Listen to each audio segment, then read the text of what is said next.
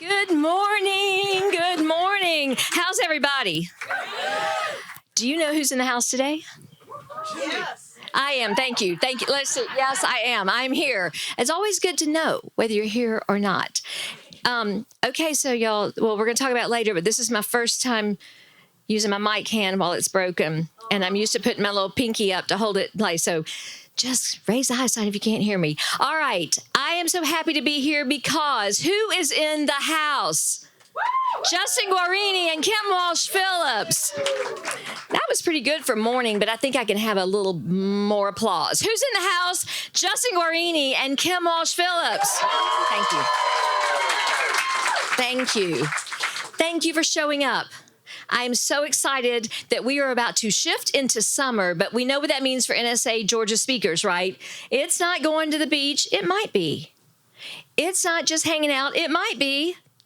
It's about figuring out how we're going to shift our business into another echelon, even for the fall. Thank you for showing up. You know, all year long, when we started this NSA Georgia year, we talked about our theme being show up. We have shown up in so many ways. We've showed up with energy, volunteerism, empathy. We've shown up to have collaboration with someone else. Every month it's been something different. But what you have done is show up. And look at this morning. Y'all, it's summer, and look at this room. You have shown up. Give yourselves a hand. We are about to shift in the summer, and I cannot be more excited to have our speakers that we have here today. I think if you know me, you know I believe in divine timing, divine intervention, and we have the right people here who jumped in with all their energy to be our not final speakers for the year, but we skipped July. And so this is kind of wrapping up our NSA Georgia year, moving into August. There's going to be a whole bunch of things happening, though, over July and in August you're going to hear about. All right. We want to thank the Rich Heart team that puts up with us, is patient, and provides. And may I introduce to you, for the first time ever at NSA Georgia, the new Rich Heart Global Studios rock wall. They have curtains, they have rocks, they have everything because they are what? Rock stars. Thank you. I'm sorry, that was another theme. Okay, we're going to keep going. But thank you, seriously, to the whole Rich Heart Rich Heart team. Raise your hands back there in the booth so we can see above your eyes. Everybody, give it up, give it up, give it up. Oh, hey, Zoomers, how's it going up there? We've got some Zoomers. We're talking to you in just a second because we've got normally our MCDC for Zoom is Rob Clark, and Rob is normally in the box like that. But guess what else happens today? We try to be everywhere. Rob actually is. Stand up, Rob. He is in the house today. Rob has been an active member of NSA Georgia for some time. His day job, we know what his real job is, right, speaker? But his day job took him to D.C., and yet he's here every month. But how exciting to have him in the house and with the Zoomers. How are we doing, Zoomers? Hey, Audrey. How are you?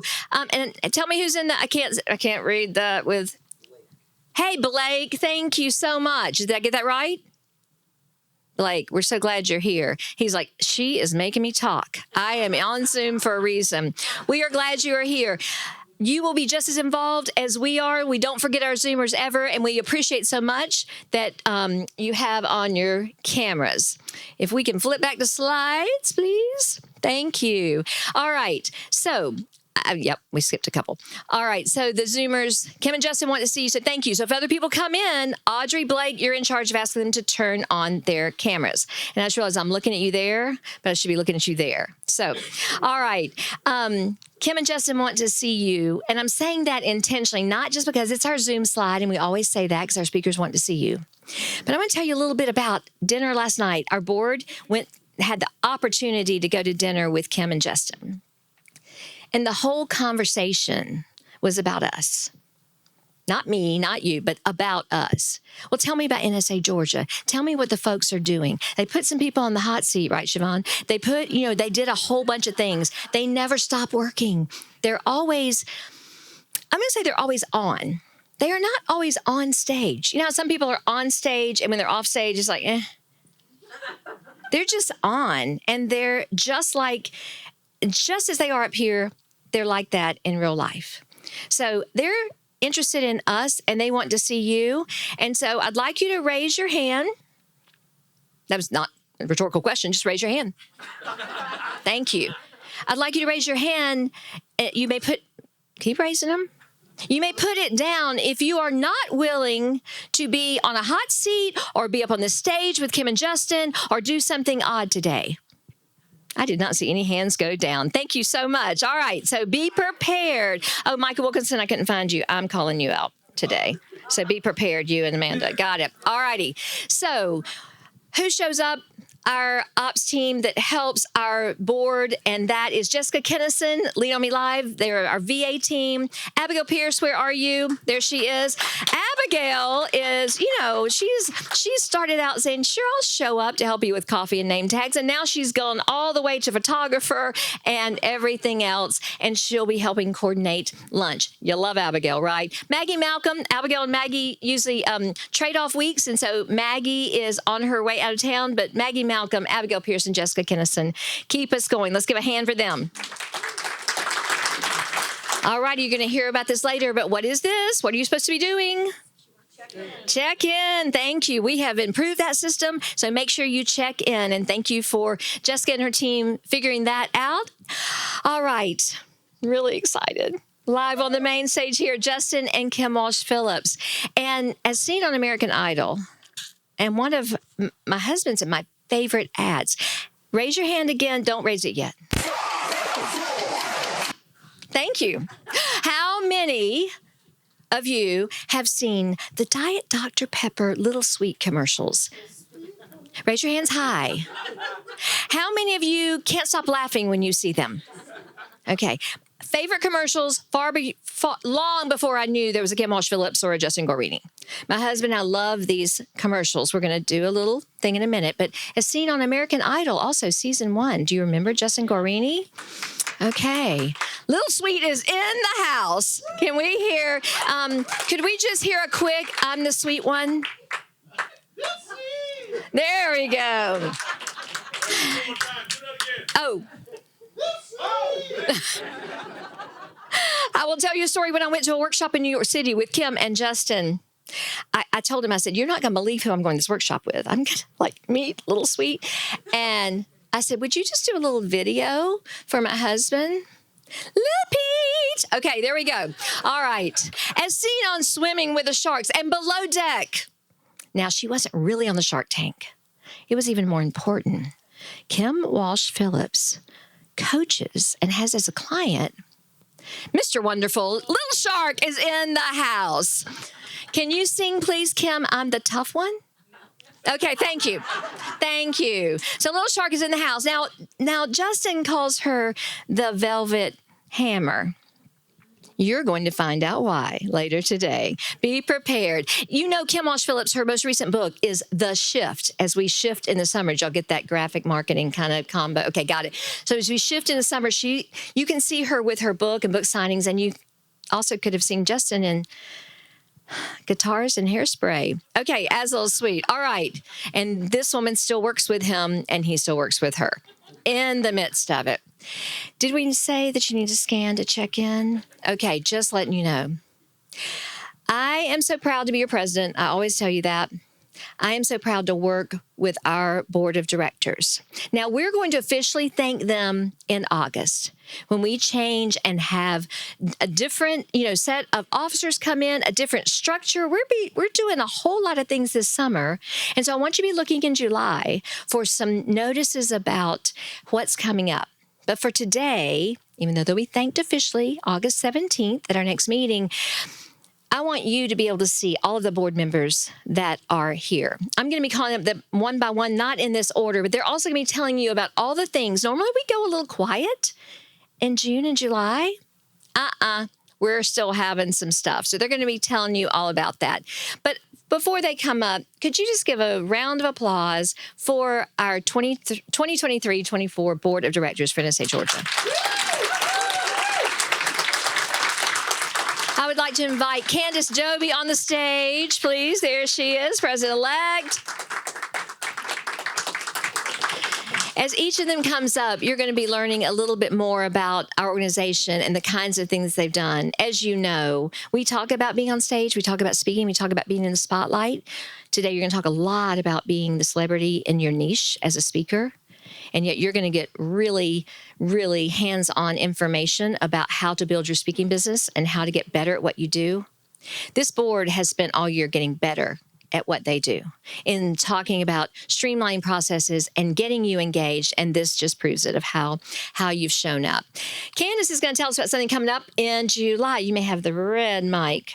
Thank you. In August. I said July, August. It is August. It is August. Hello, everyone. Hello. Okay.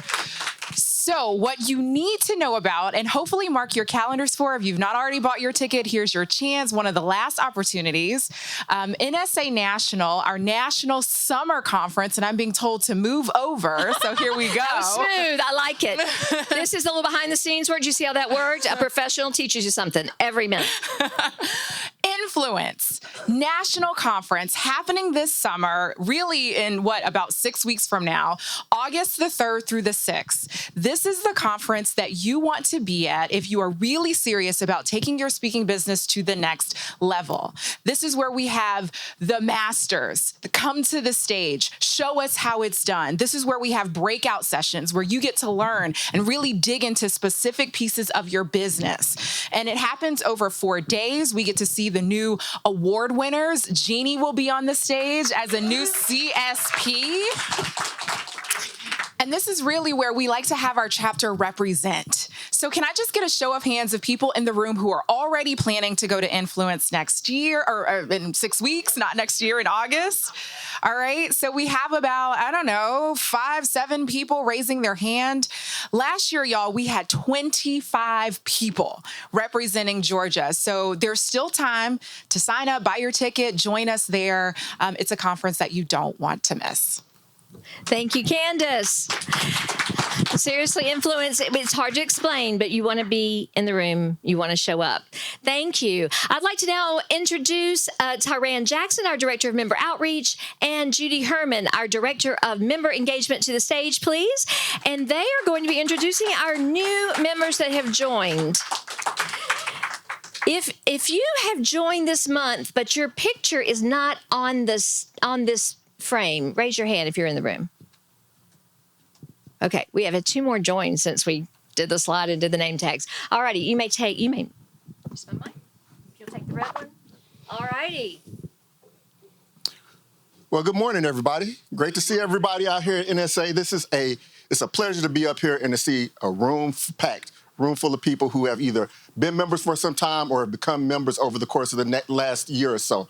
So with that, very happy, very proud to see that we have active participation. We have a lot of people. And also want to thank for those of you who have come and joined as members, for those of you who are guests and thinking about NSA. As you can see, we've got some amazing people doing some amazing things in the speaking industry and business. I just want to say thank you to those who are a part, who are looking to grow, looking to develop, and looking to really make big things happen with the words that you put out there into the world. It is such an honor to be Director of Member Engagement, and I am about to introduce the new members, and Jeannie's going to share. I'm going to say the names here, right here. We have, and I'd like to bring to the stage each one of you new members, okay? So get ready to stand and come on up. And I would first like to honor Dr. Ben Knowlton.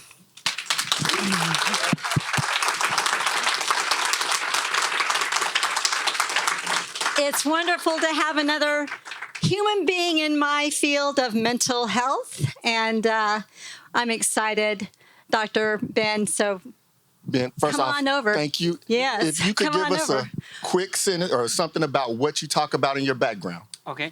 So thank you for having me. I was an engineer that turned into a psychiatrist, and then I wrote a book recently about mental health and mental well-being, and I'm hoping to share the message with everyone. I appreciate the opportunity and help, with everyone here to build my message and spread the words. and we are going to exchange the name tag that you have. This one is very, very special. It is the state of Georgia here, shape as all of us as members have. That makes this really special to wear. The main thing is that you make sure you put it on the back table before you leave.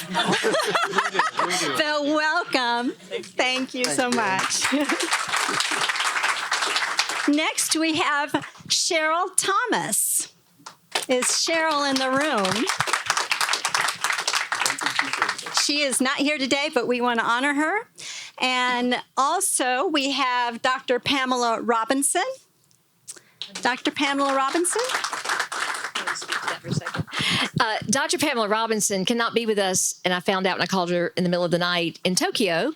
But the reason we are giving, she is not a new member. Dr. Pamela Robinson is our Global Speaking Fellow, CSP. She's been at NSA for a very long time, and NSA Georgia as well. The reason we got her a new name tag is because she just graduated with her doctorate. And so I called her in Tokyo, told her we were doing this, and you'll see her spotlighted in August. Thank you so much. Yes, anybody that can't be here is going to be on stage next time we meet. And we have Dwayne Webb. Is Dwayne Webb here? He's not here. Not here. We also want to honor Dwayne. Everybody is to be honored no matter where we are. And then we have Jim Ziegler, whom I've already met. And Jim is going to... Jim is definitely very experienced. And thank you so much. It's an honor to have you. And he also had joined our new member orientation already, which I want to invite all of you that have not gone through the new member orientation. It is July 11th coming up. But anyway, this is your special name tag. And would you like to share a little about yourself? You're a CSP. One minute. 1 minute, and somebody put it on their somebody time. Am I okay? Here we go. You're wasting your time, Jim. Come on. Okay. Absolutely astounded. Glad to be back at NSA Georgia. I produce seminars. I produce conferences with my smoking hot trophy wife, Debbie, who couldn't be here today. She hates it when I say that. But I am a CSP. I've been a CSP since 2001. And I'm a multi-million-dollar speaker. Anytime I can help anybody in the organization, I'm here for you. Thank you, Jim. I know I've heard it said that the 5 people that you hang out with the most, that you will make about $2,000, within $2,000 of their income. So anyway, I need to hang out with Jim if that's the case. There you go. Over to you there, Tyra. All right, no problem. We got one more special new member to acknowledge, and It's not exactly new. well, okay, not exactly a new member, but someone who has come back, and you're going to get to see and hear more and more of very soon. So I'd like to bring Kim Walsh Phillips up to the stage.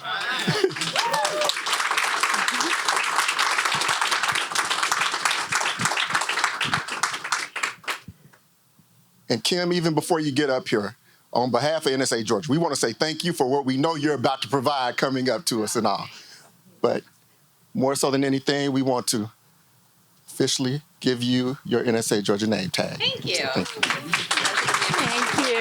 Now, do you want to give your minute now, or do you want to wait?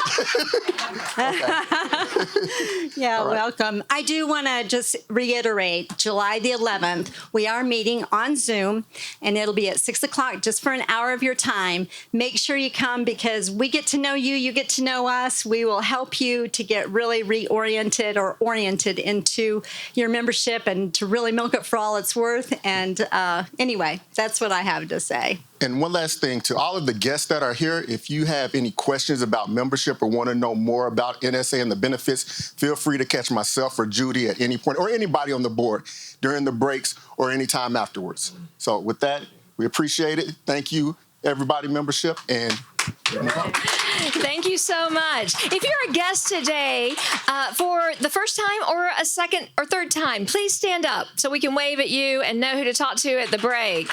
Thank you.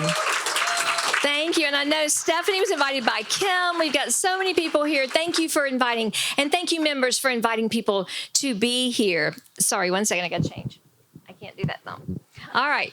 So, and Jim Ziegler, if you don't have anybody else to talk to at the break, get Jim. He is a wealth of knowledge and has a new book out. And just in case you see him as one of the OGs of NSA, has come back after a tough few years here.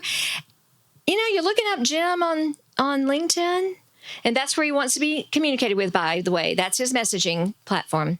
Over 25,000 followers. Be with Jim. Okay. All right. I'd like to invite Derek Grissom and Siobhan Reed to come onto the stage. Derek is our director of NSA Georgia Culture and has created that position very well this year. Siobhan Reed, as you know, is our director of marketing. They're going to talk to you about the importance of what we do socially, media and otherwise. Yes, indeed. And it's my honor to be here and share with you guys today. We love to have fun at NSA. We love to have fun at NSA. Look at this crowd. I know. Beautiful. Thank you guys so much for being here. So, you want to start? Go ahead. I'll start. All right. So, Siobhan and I, we kind of tag team. First of all, if you have any business or if you worked in any business, nothing happens without marketing. Absolutely. And I can tell you now that it's been a pleasure. I am the director of culture. Thank you, Jeannie, for starting this particular role. It was a new role to NSA Georgia, and it may be the only role of its kind in NSA, but the whole purpose of Director of Culture is to really build a welcoming place for everyone, and that's exactly what we've done over the last year. Each month, we have a social. And the social is all over the metro Atlanta area. And when I tell you that we've probably gained more members just doing that social than other events, it's true. Because when you hear about it, you want to come out. And again, it's not even possible without my cohort here in marketing. So, Siobhan, if you want to add to that. Yeah, absolutely. So we are more than just speaking on stage, right? We like to get to know one another. And we have this value of abundant generosity. And you can really get exposure to it when you come to our happy hour, because we are all about sharing and caring, just like Jim said. So if you want to ask questions or get to know us, we invite you to come to happy hour and socialize with us outside of just doing our day-to-day business. And let me just add, anytime you're a part of a large organization, sometimes it can be intimidating when you're in crowds like this and you're trying to converse or communicate with other people. Those happy hours, where typically it's anywhere from 20 to 30 people around a bar, really allows you to get to know others and get to know exactly what it is they're about and what they're doing. And if you are trying to grow your business, your speaking business, that's where the real networking begins. And I'm not going to say end, but it starts there. So that's right. Again, we welcome you out to join us. And can I just say, he knows how to find all the cool places in the city of Atlanta and beyond for us to get together. And let me just add, I am a native Grady baby for those who know what I mean. I am too. And thank you to my good friend Dorothy. She's behind the scenes helping me find those places. Thank you. Thank you, Dorothy. Y'all stay on stage. If I can have all the board members as you're gathering, stay on stage. Thank you so much. Let's hear it for Derek and Siobhan. When we created that position of director of NSA Georgia Culture, I called Derek and I said, I want to call you Director of Vibe, but I don't know if they're going to approve that at the national level. But that is the role he is serving in. So thank you so much. I would like to now introduce Leslie Gordon. If you'll come to the stage, I'm going to tell you about one of our programs that is coming up on this Tuesday on Zoom. It's one of our great workshops. Robert Kennedy III, RK3, if you know him from national, he is the current president. I think, maybe it's just about to change over, president of our Black NSA, but Robert is going to do a Zoom session for us 6 to 7:30 on Tuesday night, this Tuesday night. So go on our website, nsageorgia.org, and register, Georgia spelled out, and be on that Zoom. He is going to talk all about video storytelling. It's going to lean right into a lot of what Justin and Kim are going to inspire you to do today of getting yourself out there. And he's going to talk about some of the secrets in his studio where he does his filming and lives, etc. So it's going to be a great follow-up to what Justin and Kim are doing. I have brought up on the stage now Dr. Leslie Gordon. She is our Director of Operations, and she's going to talk to you about the importance of that code and what it means to how smoothly we work with our operations here this year.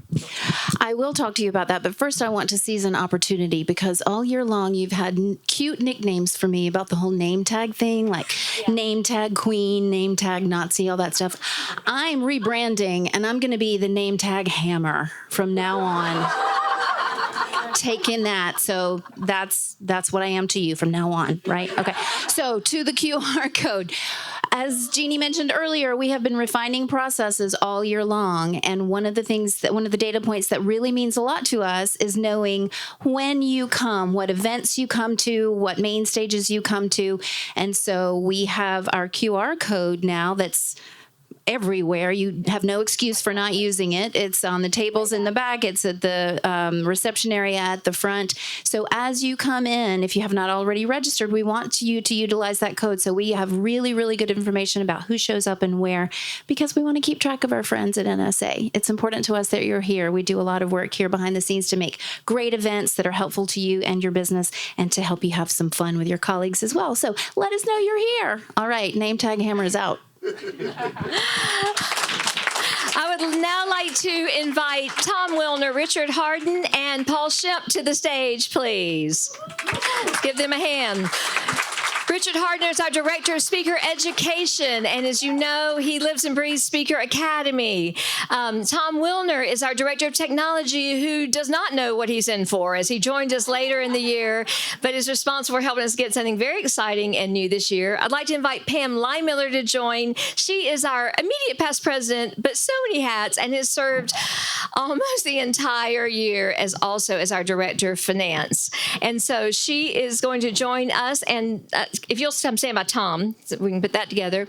And Paul Shemp is our Director of Speaker Strategy and is, for a moment, in Georgia. He has traveled every time, and maybe not Tokyo, but I've called you in a million countries this year. So in just talking about our speakers this year, and in fact, Kim and Justin were asking last night, they're like, who are your favorite speakers this year? And we sat there and walked through the year. I don't think that favorite came up, but what came up were outcomes, benefits, and particularly when we've had talk about our diversity of speakers, and we've had everybody from newbies to masters on the main stage. What have you seen happen this year, Paul, as Director of Speaker Strategy?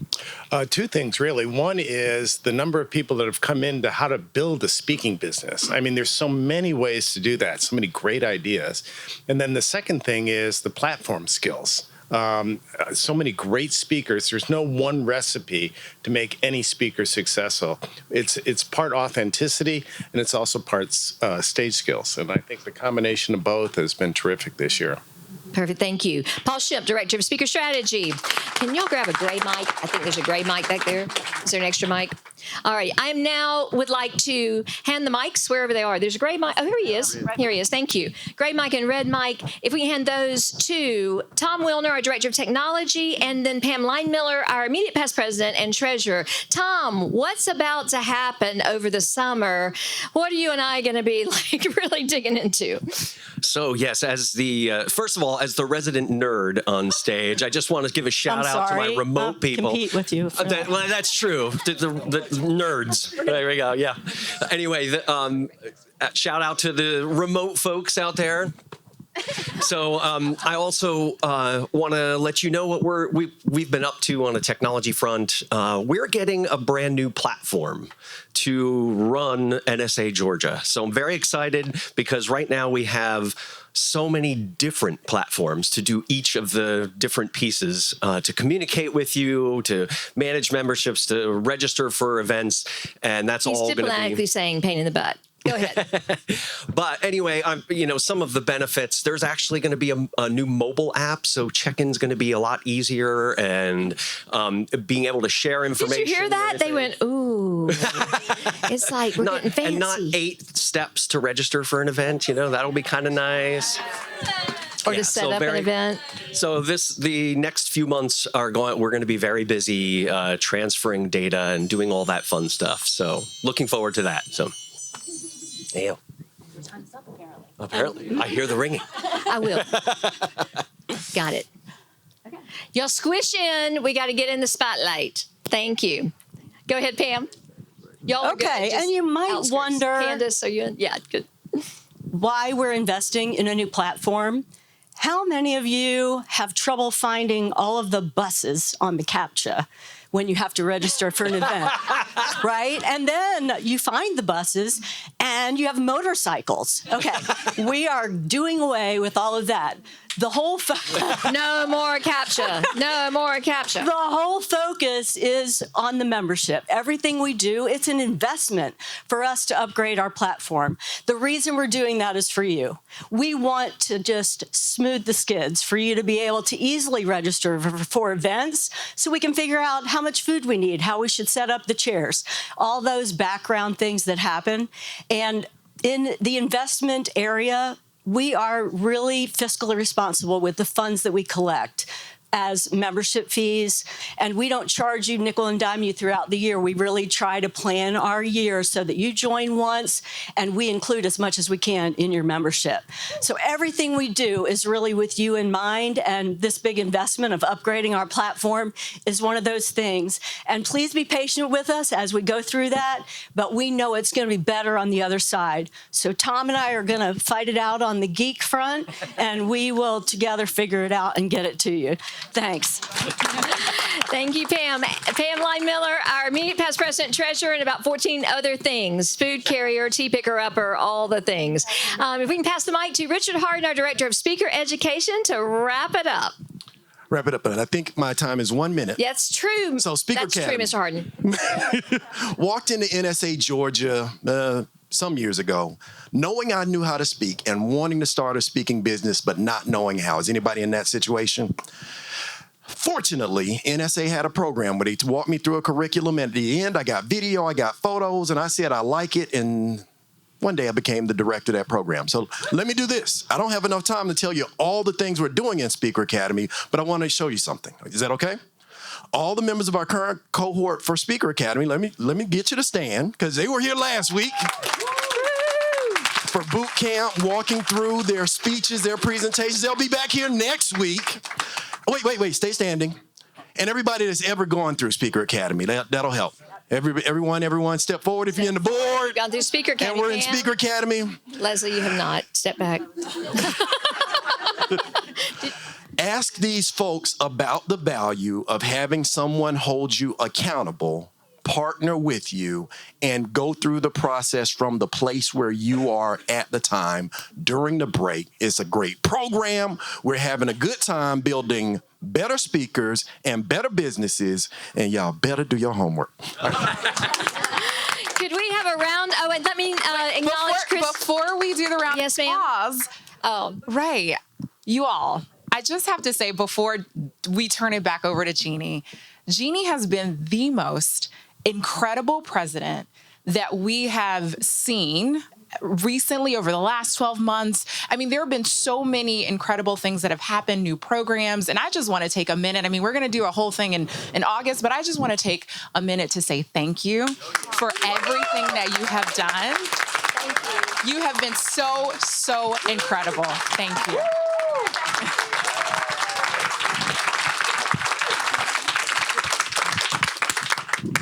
Thank you, Candace. Let's hear it for this board. It's a group effort, and it also involves all of you. So all of us are volunteers together. We're all NSA Georgia. Let's give a hand to everybody in the room, and thank you so much. Thank you, Candace. All right, that's not fair. One moment. Okay. All right. August is going to be tough then. Thank you, Candace. I can't wait to see what next year brings us under your leadership.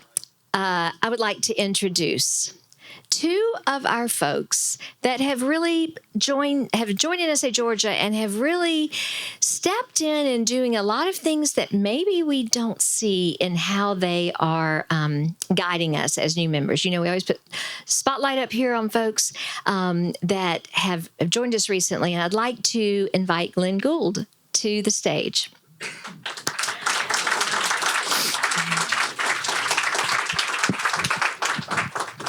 Glenn showed up. Glenn showed up his very first day. I believe you were invited by Michael Moore. Is that right? He was invited by Michael Moore. Do you know? Raise your hand if you were probably invited to something by Michael Moore. Michael Moore is just the unbelievable superhero of invitations. And for those of you who would like to, Michael is going through some health challenges right now, and I would love to invite you to reach out to him. Text, call, all the things like he does for us. You may not have to send him a text at 4 a.m. like he does to me. However, but please reach out to Michael. He could use some NSA Georgia love, and he gives us so much love. And one of the examples is bringing Glenn Gould to our stage. You may have a seat. You may choose whichever mic color you... It's bothered me the whole time. You want to wear it? Oh, thank you. Okay, now you're going to know why that bothered this guy in just a minute when you find out what his family business is.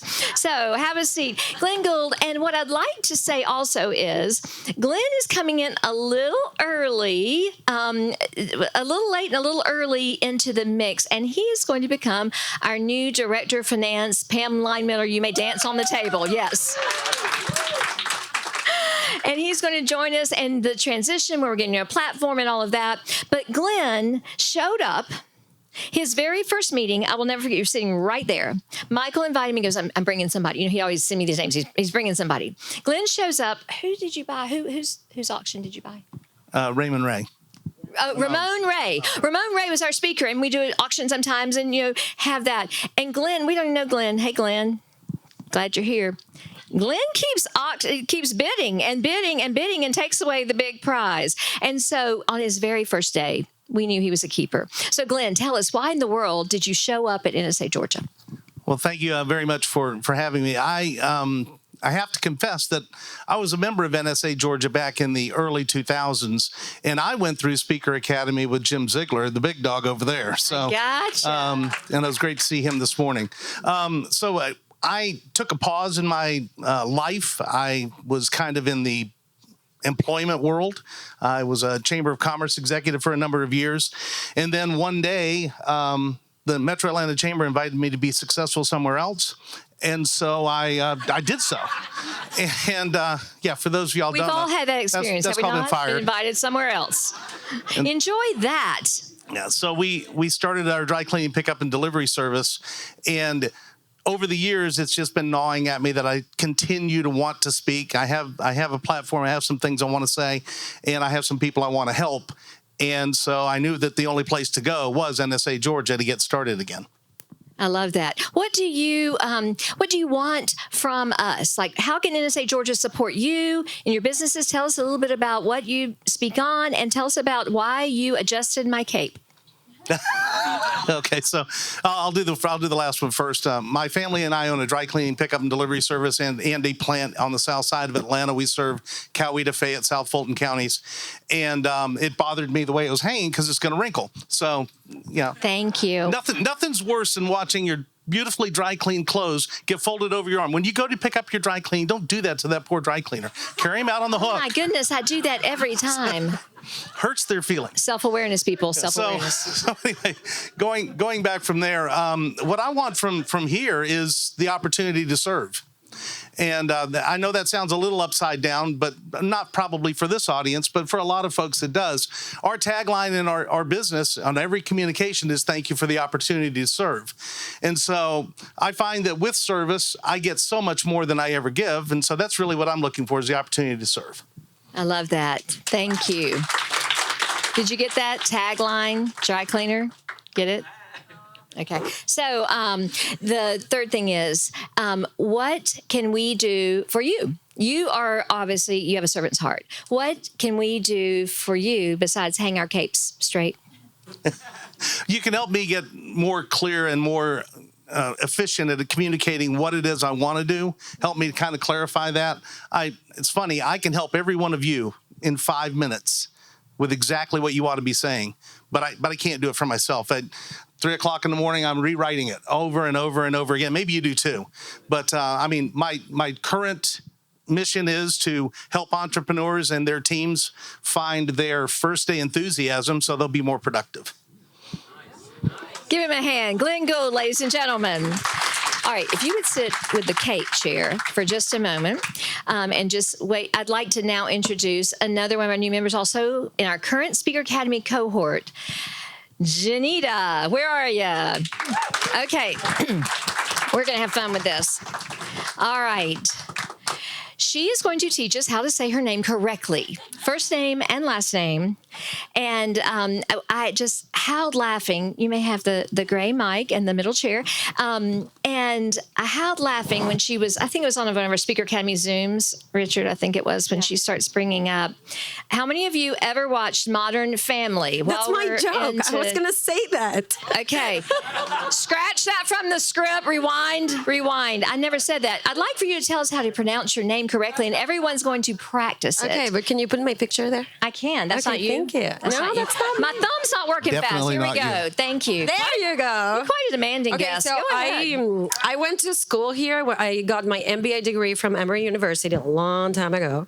And I don't know if it was me or somebody else, but I don't know, somebody came up with this.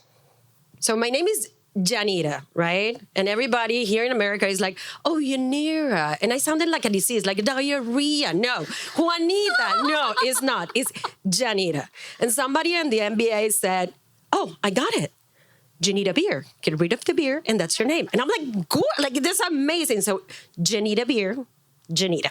All right? So that's Everyone together now. Janita. And your last name. P-U-I. Ugh, that's Puy.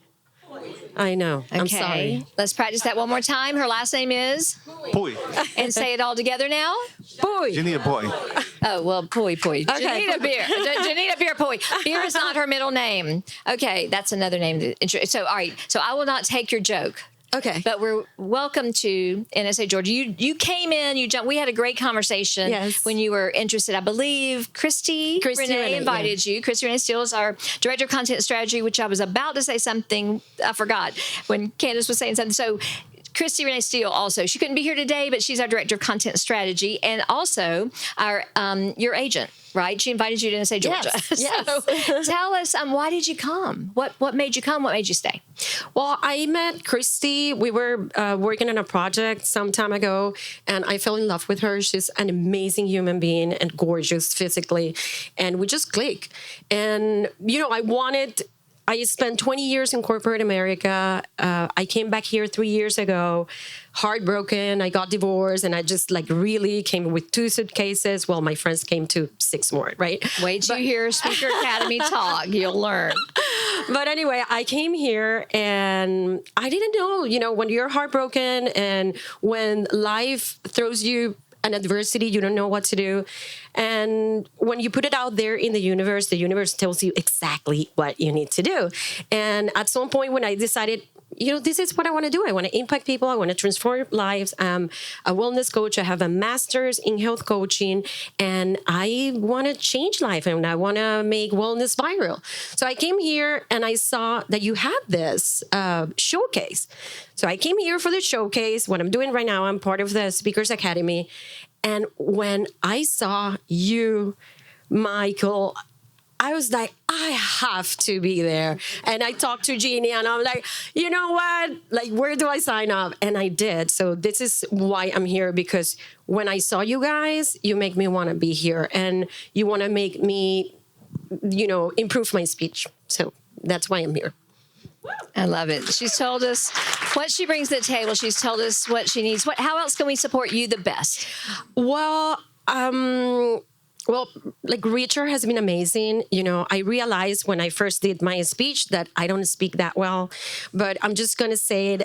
Take that back. Yeah, because they're like, take that back. It's like, I didn't know what you said. And I'm like, so everybody knows Sofia Vergara from Modern Family.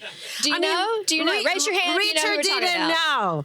And I just wanted to tell Richard what she said to their husband. Do you know how smart I sound in Spanish? I do sound very smart. The thing is that, I need to practice more. And then Richard also said, I think I should just do Zoom conferences, speaking, because when he saw me last week, he's like, oh my God, you look short. You look so tall in Zoom. And I'm like, well, maybe I'll do Zoom. And just Zoom and be tall. Zoom. Yeah.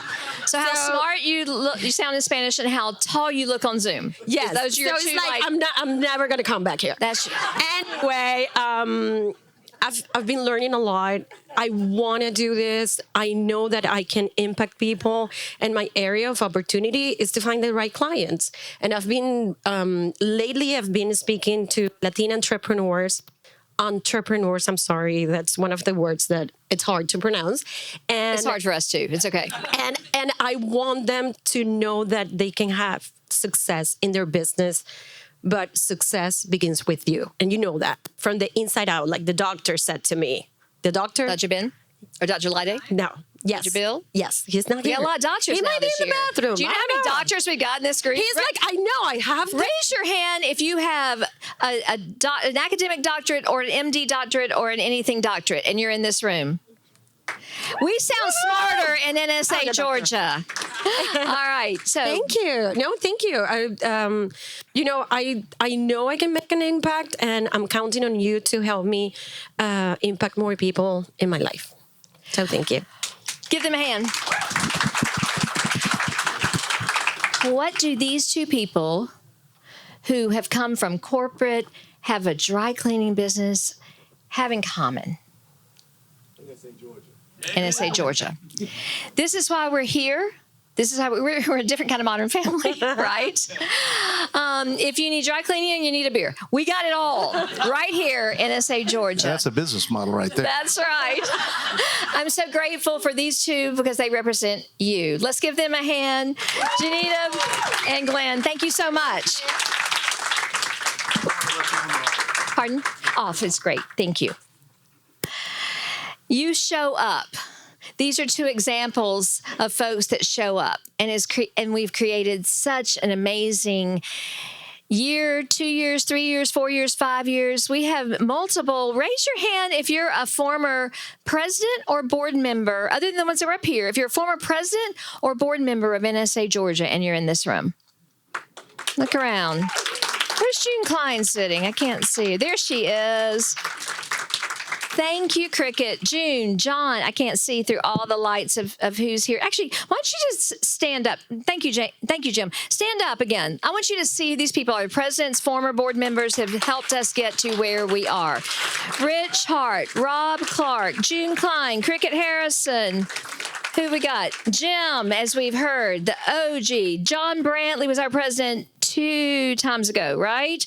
And David Ryback. What year were you president, David? A long time ago. A long time ago. Rich Hart, what year were you president? 2010, 2011. Got it. And Cricket Harrison is also our national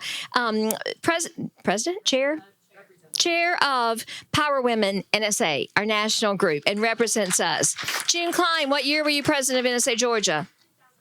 2001. Anybody? Did I miss anybody? Let's hear it for this group. Rob Clark was in our board before, and he's doing the Zoom thing even here. Give them a hand. This is how we build. This does not happen overnight. You know, it's interesting because Kim and Justin were talking about one of their clients that they spoke to, and it was an entire group of African-American development officers. They raise money for a living. And it's always so interesting. The real development officers know it didn't happen because they made the ask today. It's all the people who've been cultivating and creating. And that's also how we build our businesses. It's not, we sometimes think, I didn't get that, or I didn't get that stage, or I didn't do that well, or that client's driving me crazy because that project won't end. Whatever it is, it didn't happen just today.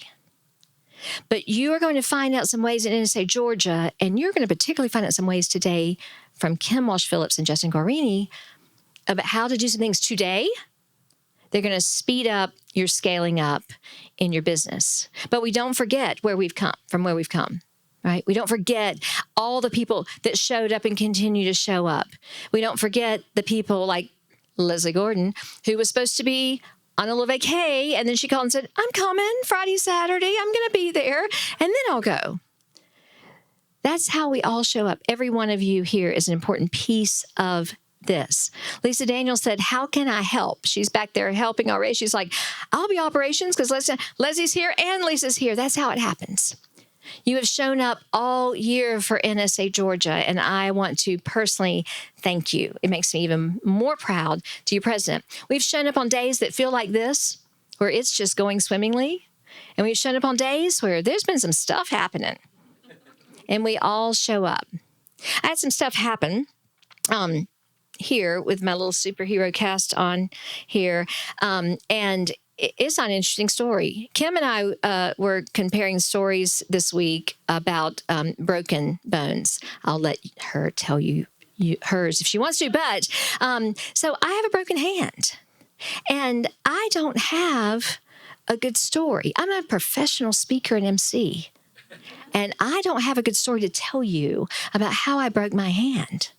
I mean, it was like cleaning out a closet, stepping over something, cleared it, not running, not carrying 9 things like you might see me in here a lot, but didn't know that. Right, but I had to go rebuild it. I don't know what I got caught in. Got caught in, thought I'd broken my ankle, ended up smashing my hand, breaking my hand.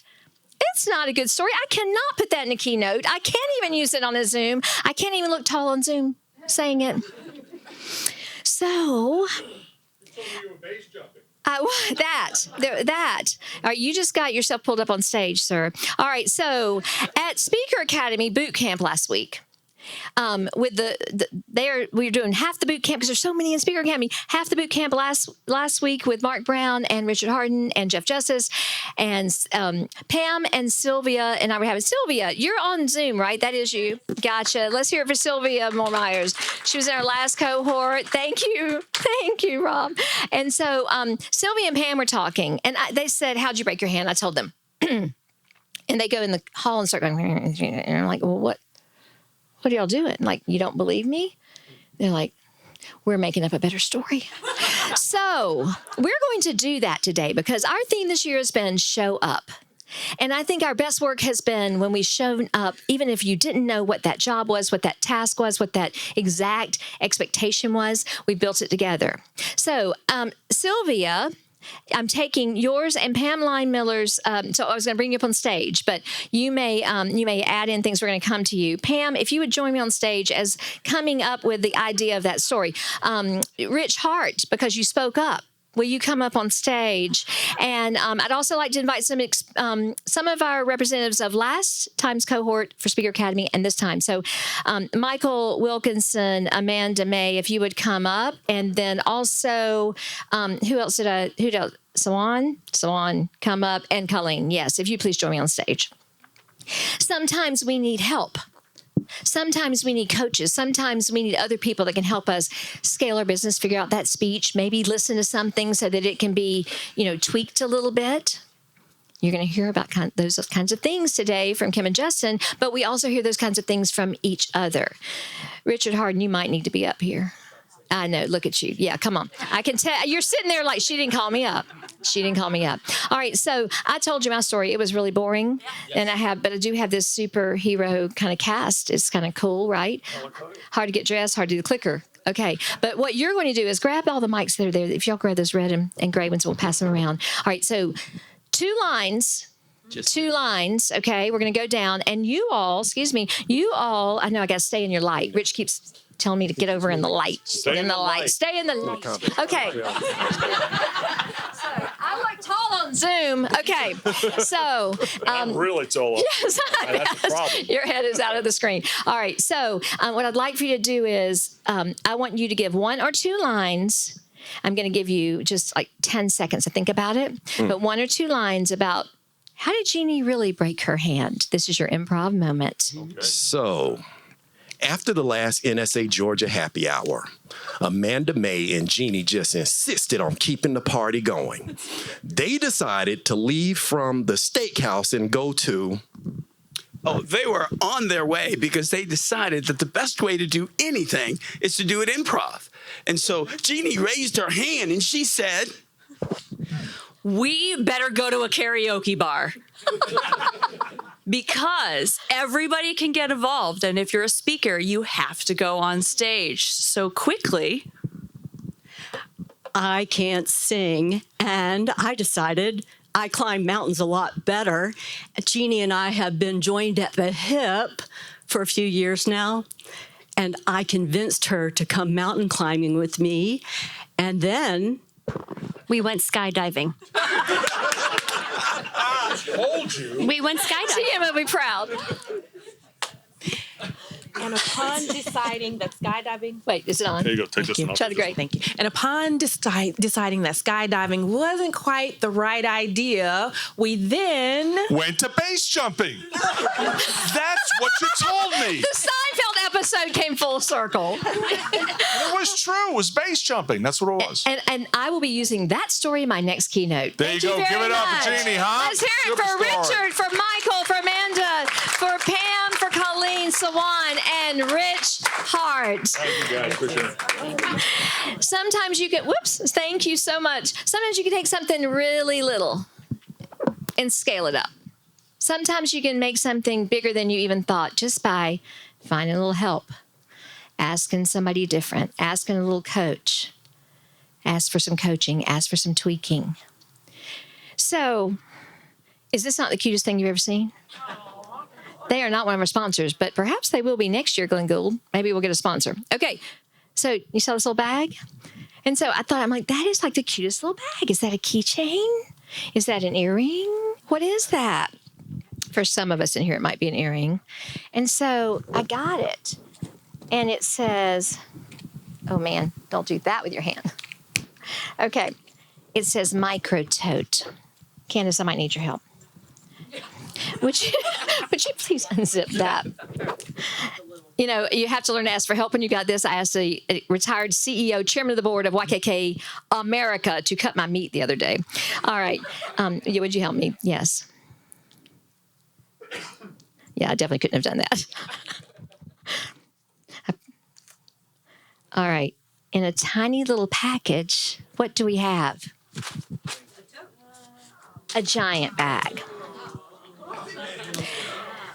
Now, I already had my little thoughts planned today of this. I hadn't planned to use this little bag. It was just sitting in my car. Sometimes we can get inspiration from the strangest places, right? Sometimes you don't know what that next message is going to be that's going to help you exponentially. Something that could help you scale your business. Today, you're going to learn about scaling your business with Kim and Justin. But what have we learned about NSA Georgia this year when we think about scaling our business? Do you know how many members we walked in the door with in August last year? Tyran, you should know the answer. What was last? Putting you on the spot. The funny thing was, I should know. 81, something like that. How about 81? That sounds right. 81. We have to send in some of the things that we do for nationals. We send in our numbers to folks when we are at the end of the year. Every year, we send in our numbers about people that were coming, the kinds of things we did. We have some due diligence. This is not all fun and games, right? We have some due diligence that we have to take care of. And so 81, which we were pretty excited because pre-pan, we were 124. I don't know what you call it in pan. Deadpan. I don't know. So anyway, when we were there, we went down to 41. I'd like to announce, and thank you, Tyran and Judy and the board and everyone here, that our number right this minute, and that's with just some lapsed members need to remember to repay, 128. We are NSA Georgia, an elite chapter. Siobhan Reed has done such an amazing job of branding us as that elite chapter. We won elite chapter, one of the elite chapters, not the, last year at National, at Influence. And Siobhan took that thing and has put elite chapter everywhere. And that is one of the measurements that we have to pay attention to. Now, did that happen last week because Tyran and Judy got on the phone and got a bunch of people to join? It's like pulling it out of that bag, right? Takes a minute and it keeps growing and growing and growing and growing. So thank you for helping NSA Georgia to grow and grow and grow and grow and to show and show and show and show. You not only showed up, but you showed out. And I am just really, really sorry I'm having to do that with my hand. Sometimes it just takes us. And most of the time, it takes all of us. So thank you, NSA Georgia, for showing up. As always, I'm proud to be your president. Kim and Justin have a different deck that they're going to put. That's not a below deck. That's an above deck. But so I'm doing this now instead of at the end, because if you don't return your name tags, the hammer's coming after you. Okay. And TM will be here later to reconfirm that. All righty. So, but keep your name tags on. And a little housekeeping. Remember, we're going to take a break in just a minute. But after that, we're going to take a break. You're going to be back in your seats for Kim and Justin. Then after they finish, lunch is served for everybody. We're having a picnic lunch to celebrate our shift into summer. Okay, a couple of pop quizzes. Okay, you're going to hear this from Kim. Magic, not math. Who can do the math of what percentage our membership went up by? Go. Oh, you know this one. Thank you, Tyran. What is it? 53%. All righty. When we're doing, now I forgot what I was going to say about the 53%. All right. And then I want you to think about when you were sitting in this chair. I asked you this question in August. When you were sitting in this chair in August, I said, what are you going to be thinking about in June next year? What is your business going to have done? What are you going to have increased and improved in your, really just what you're doing as a professional speaker?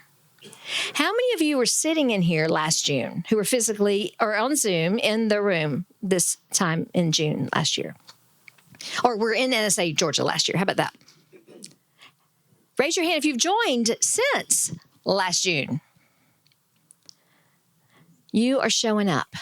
You are showing up. Look what can happen in just a little bit of time. What kind of time are you having today? You know you're in the right place, the right seat when things start to happen, right? You know you're in the right place, the right seat when you start to hear messages, even already this morning, right, that have had something to do with your business. Has there been something that tweaked your curiosity today or tapped into something you've been interested in this morning already, even before we hear from Justin and Kim? So it's something else you've heard from someone else in this room during the break, during the beginning. I want you to think about being in the right seat. And before I introduce Kim and Justin, I want to introduce one of the things that got Justin here. And that is his father. Chief Eldrin Bell, would you please stand up? Eldrin Bell was our long-term chief of police in Atlanta here. Yeah. But I was in New York at one of Kim and Justin's workshops. And it was when Justin was still on Broadway. Kim had brought him in and they had begun their partnership in helping learn and scale speaking businesses. I'm sitting in there and they say, well, that's Justin's father. At Justin's show in Broadway, I asked Kim, I said, that's Justin's dad. I went up, I said, you look so familiar. And I said, I know your name is Justin's dad, but I'd like to have a real name. And he said, Eldrin. I said, I've known one Eldrin. And he was there and he is Justin's dad and is, can I talk about the birthday? Almost or already there? 90. The man travels the world and has amazing offspring. And so thank you for being with us, Chief Bell. Timing is everything, right? And so when I first started hearing about Kim and Justin on Clubhouse, and Kim Walsh Phillips, I think this is even pre-Justin, Kim was doing some of her workshops. Kim Walsh Phillips is with us today. She is a marketing maven. She has this gift for not only helping us with our marketing processes, but she also has timing where she helps you clarify what you're trying to work on. Siobhan got a hot seat last night, just sitting at the dinner table. I'm sitting in one of our workshops. You know, when you're sitting in here and one of our speakers comes in and all of a sudden you go, man, that was just for me. I'm in an online workshop and the doorbell rings and UPS is at the door and this appears while I'm on the workshop. I don't know how this timing works. You know, sometimes it's just the right timing. Kim and Justin have jumped in to finish up our year this year. And this says, caution, contents will scale your business. That's what I want you to think about today. I want you to think about your business. I want you to think about the kind of questions that you need to ask yourself and that we need to ask others for thinking about how we are growing as professional speakers, how we are growing National Speakers Association Georgia, how we're growing National Speakers Association. All of it's part of it to learn how to grow your business. Kim Walsh Phillips is as I said, a marketing expert. Justin Guarini has experience in performance, both on Broadway stages as well as television shows, voiceovers, etc. Together, they bring this math not magic, of growing our businesses. I'd like for you to watch a little bit more about Kim Walsh Phillips and Justin Guarini.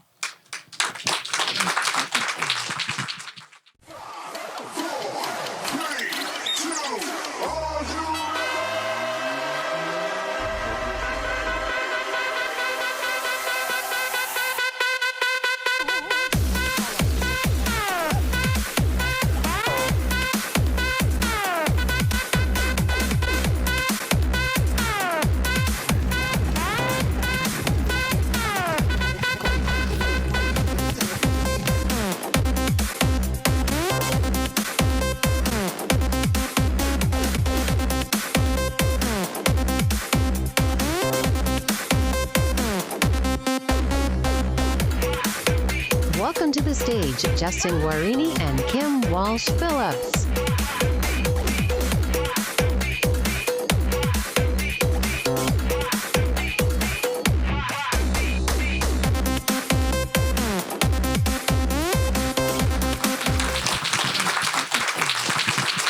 What does a 6-foot American Idol alumni, Broadway superstar, and Lil Sweet have in common with a 4'11" fiery Italian from Brooklyn who's a best-selling author and has made over $1 billion for her clients online? Well, we both know the fast path to accomplishing our goals is not to chase after prospects, but to have ready-to-enroll clients come to us.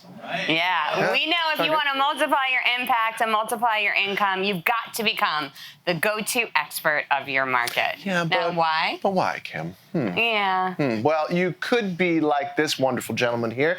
As you can see, he is an expert at what he does. He spent a lot of time figuring out how to play guitar. He has the boldness to go out into the marketplace and to deliver his message and his music. And yet what's really interesting is that he has the value, but he's hoping that people will recognize that value. He's hoping that people will not only recognize that value, but then give a little bit of exchange for that value and drop $1 or $2 into his guitar case. Now, you could be this kind of person.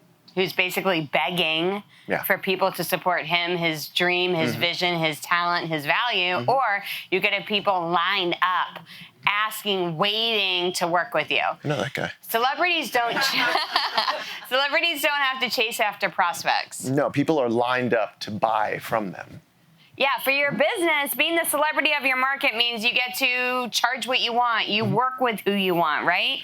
You can set your own hours. You can multiply your impact. You can multiply your income. You people coming to you ready to enroll, and you stop chasing clients. You get them on autopilot, and my favorite, you could work with the same number of people you do now, and yet you make more money because you generate more profit, making more per client that you work with. But I have a question. How do we do this quickly? Well, we got to talking, and we realized that when it comes to marketing, comes to generating clients, there are 3 main steps, and they are? Yes, step 1 for any business, position yourself as the authority in the market, right? Step 2, attract those right fit leads, and then, my favorite step, convert those leads into sales.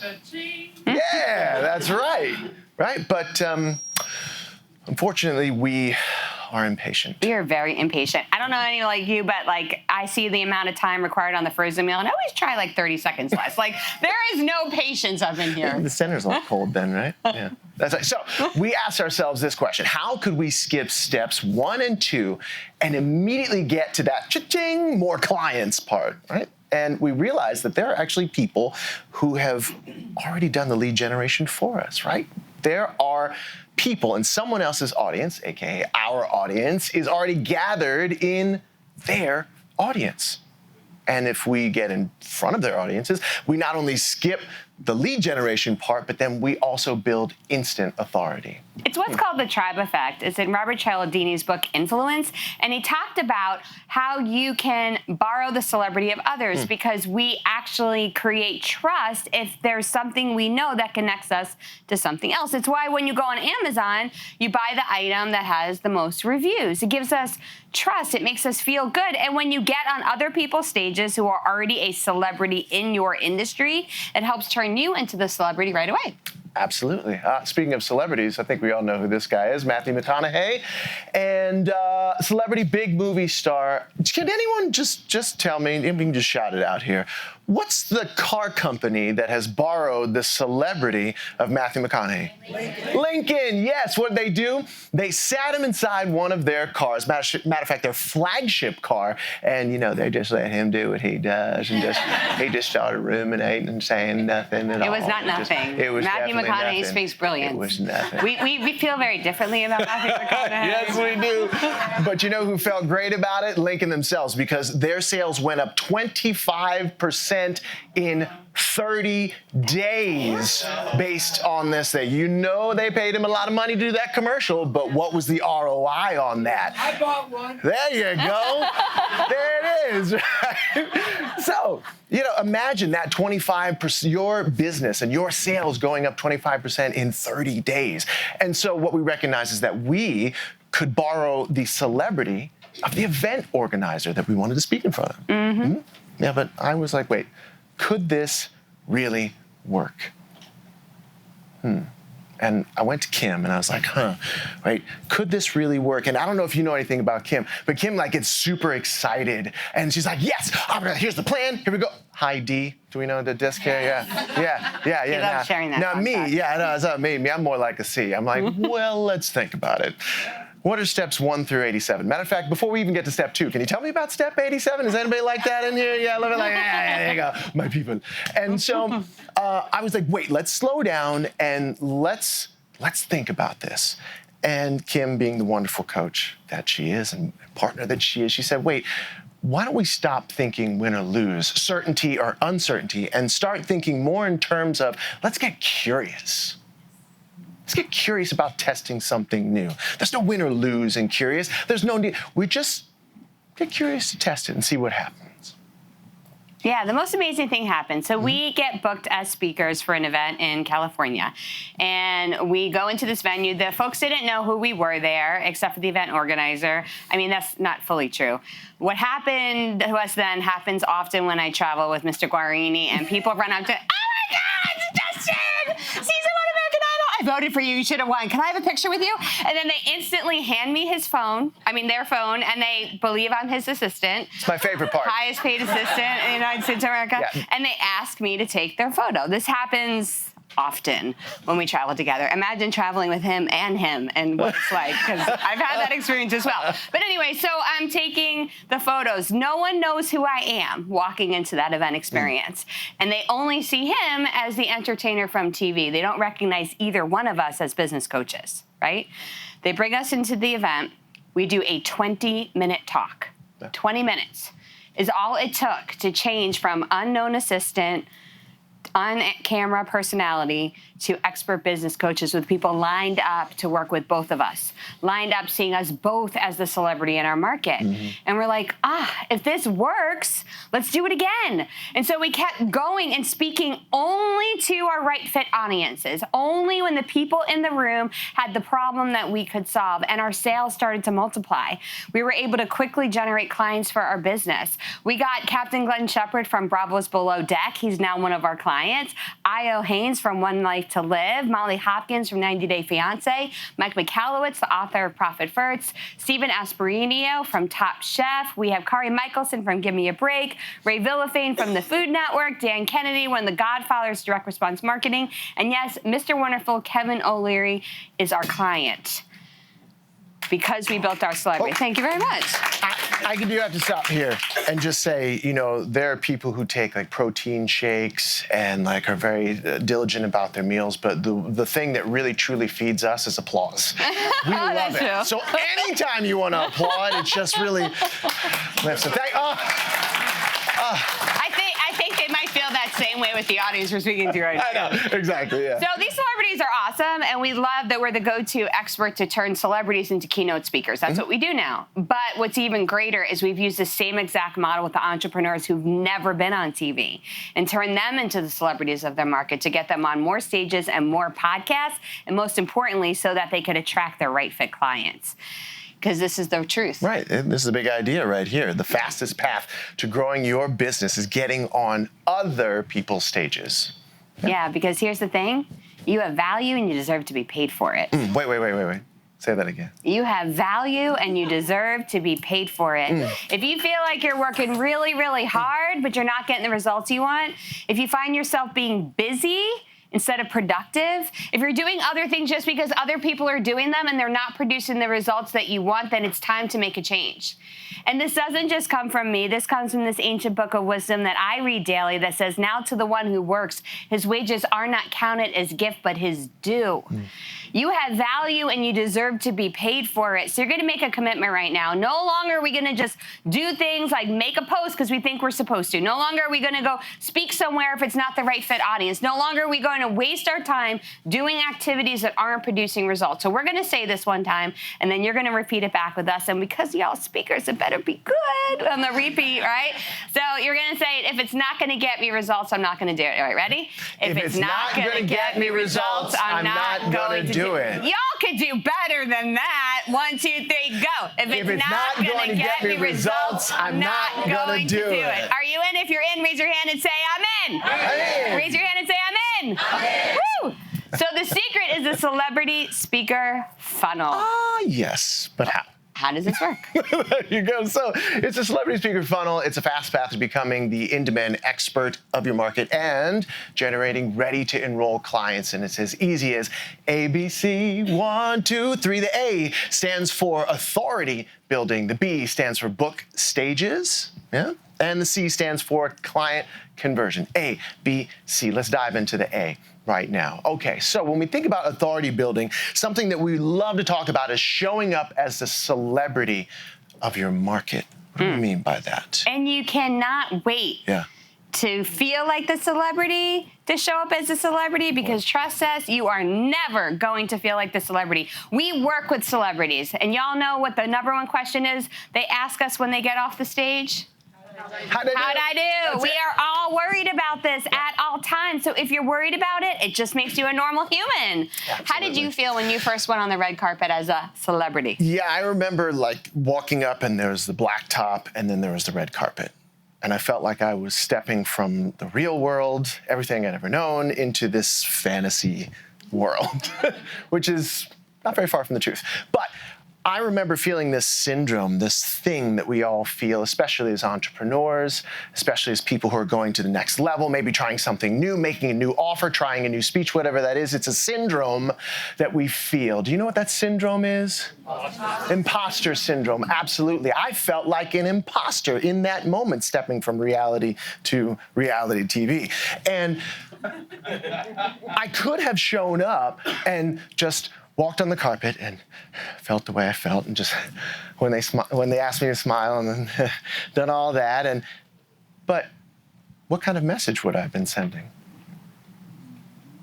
What would that have done to my career?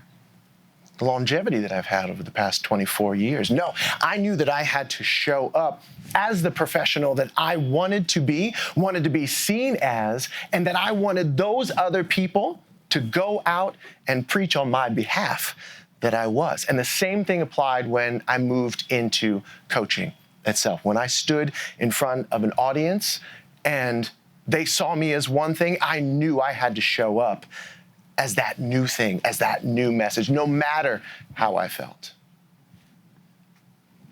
That's a picture of that.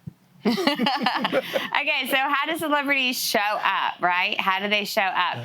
In order to get booked on top-notch stages and really important audiences, you are borrowing the celebrity of the event host. They are lending you their brand, and for you to get booked on high-end stages, you need to present a high-end portfolio from the very beginning.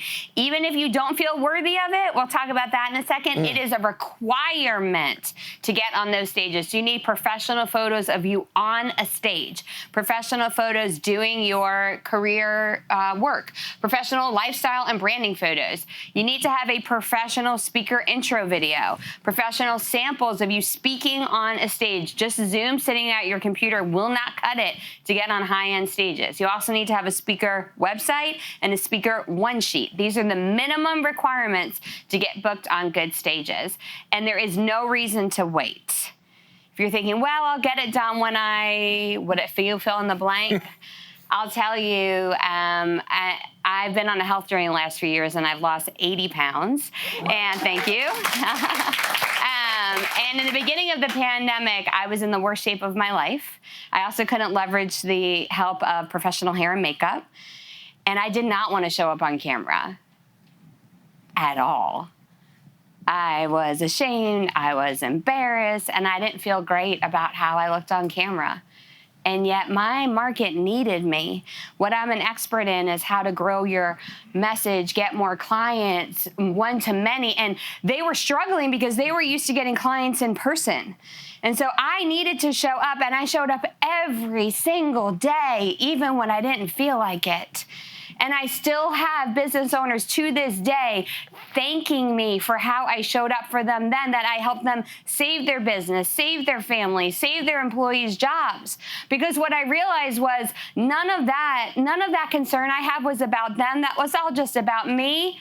I moved my ego aside and I focused on my mission, which was to serve my market. So there is no reason to wait because your audience is waiting for you right now. As you are right now, they need to hear from you right now. So if you're ready to go right now, we're going to talk about what I know is one of your favorite topics, and that's the B for book stages. So here's the thing. Celebrities do not book stages for themselves. That's right. Let that settle in on you there. Celebrities don't book stages for themselves. Stages are booked for them. Okay. So here's the good news. You can generate speaking leads on autopilot. Say that again. You can generate speaking, maybe I wasn't loud enough. You can generate speaking leads on autopilot. I have a feeling y'all think we're about to sell you a timeshare. Yeah, and it's you're totally like, fine. You're sitting in your seats and you're nervous. If we agreed things, did we just sign over the mortgage of our house? No, it's totally fine. We are following NSA rules. There is nothing for sale today. Y'all can just relax, enjoy, have a good time, go fully into it. Everything we share with you is just for your own benefit at this time. Yes. Okay. So where do you find these leads? Is it a mythical, magical land somewhere? Where is it? Where is it? LinkedIn, y'all. LinkedIn, which I was glad to hear that's your favorite spot. But we have automated campaigns 24 hours a day, 7 days a week on LinkedIn, running for us, booking on stages, doing outreach to event planners, event organizers, association directors, getting us booked on stages without us having to be the ones to do it. They are automatic campaigns. It doesn't have to be complicated. You can land speaking engagements directly from LinkedIn. You can take all the leads you get from LinkedIn. We've gotten over 25,000 leads in the last 6 months for free. You don't pay for ads. And you can upload all of those to Facebook and automatically contact people there. And you can also use a strategy we called the hotel hijack that we were talking about last night. And that is any conference you want to be seen at, whether you are speaking there or not, you can run your ad over that conference and they will see your message. So you can find where your right fit people are. You can put your talk there and you can run it over that audience for a few dollars. You can even see where all of your event planners are. Every event planning association, a conference, event, you could run your speaker reel as an ad over their property right now, setting you up as the celebrity and authority of that niche without even having to go to the conference. So you never waste a single dollar on advertising that doesn't work again. Feels good. So authority building, booking stages, now client conversion. taking those leads and turning them into sales. So when you think about celebrities, how do they go promote something that they want to sell? Well, they just go on to talk shows, right? Like Jay Leno show. I'm dating myself. They'll go on to talk shows and they'll just do a pitch fest. They're like, oh yeah, we'll talk, and it's a movie, and they'll talk about all the technical aspects. No, of course not. No. They do what? They tell stories. I remember the times when I've been on these shows. I don't know. Gosh, there's so many. Yeah, whatever it was. Like Oprah. Oh, excuse me. I'll pick up that name. I went on Oprah and they it's right there, next to my heart. There's a producer that calls you beforehand. Yeah, absolutely. Thank you very much, fixing the vent. And so they have a producer call you up and they don't say, hey, what are the technical aspects that you'd like to come talk to Oprah with on the show? No, they say, hey, what are the great stories? What are the great stories from American Idol? What are the great stories from tour? And so, but why? Why stories? Yeah, well, this is because people are not seeking education. They're speaking to be entertained. No one woke up today saying, oh, you know what I want to get? I want to get like a latte and I would love to learn something. Please let me learn something. No, they do want to be entertained, though, all day long. Yeah. And stories help us remember the facts we would otherwise forget. But here's the thing. Do you have the right story for your right fit market? Do you have the right story for your right fit market? Because what you want is a story that matches your market and, even more importantly, makes them think that you are reading their mind. That is the goal that you show up with. Okay, so let me tell you about this. So I used to tell this story about a time I hawked my engagement ring in order to make payroll, because I did one time. And it's a crazy story, and it's very effective, but not for my market. Because my market are successful entrepreneurs. We work with existing business owners who are exhausted and tired of getting all their business via word of mouth and referral, and they want to finally scale in a way globally, nationally, locally, that doesn't require their effort. They're action takers.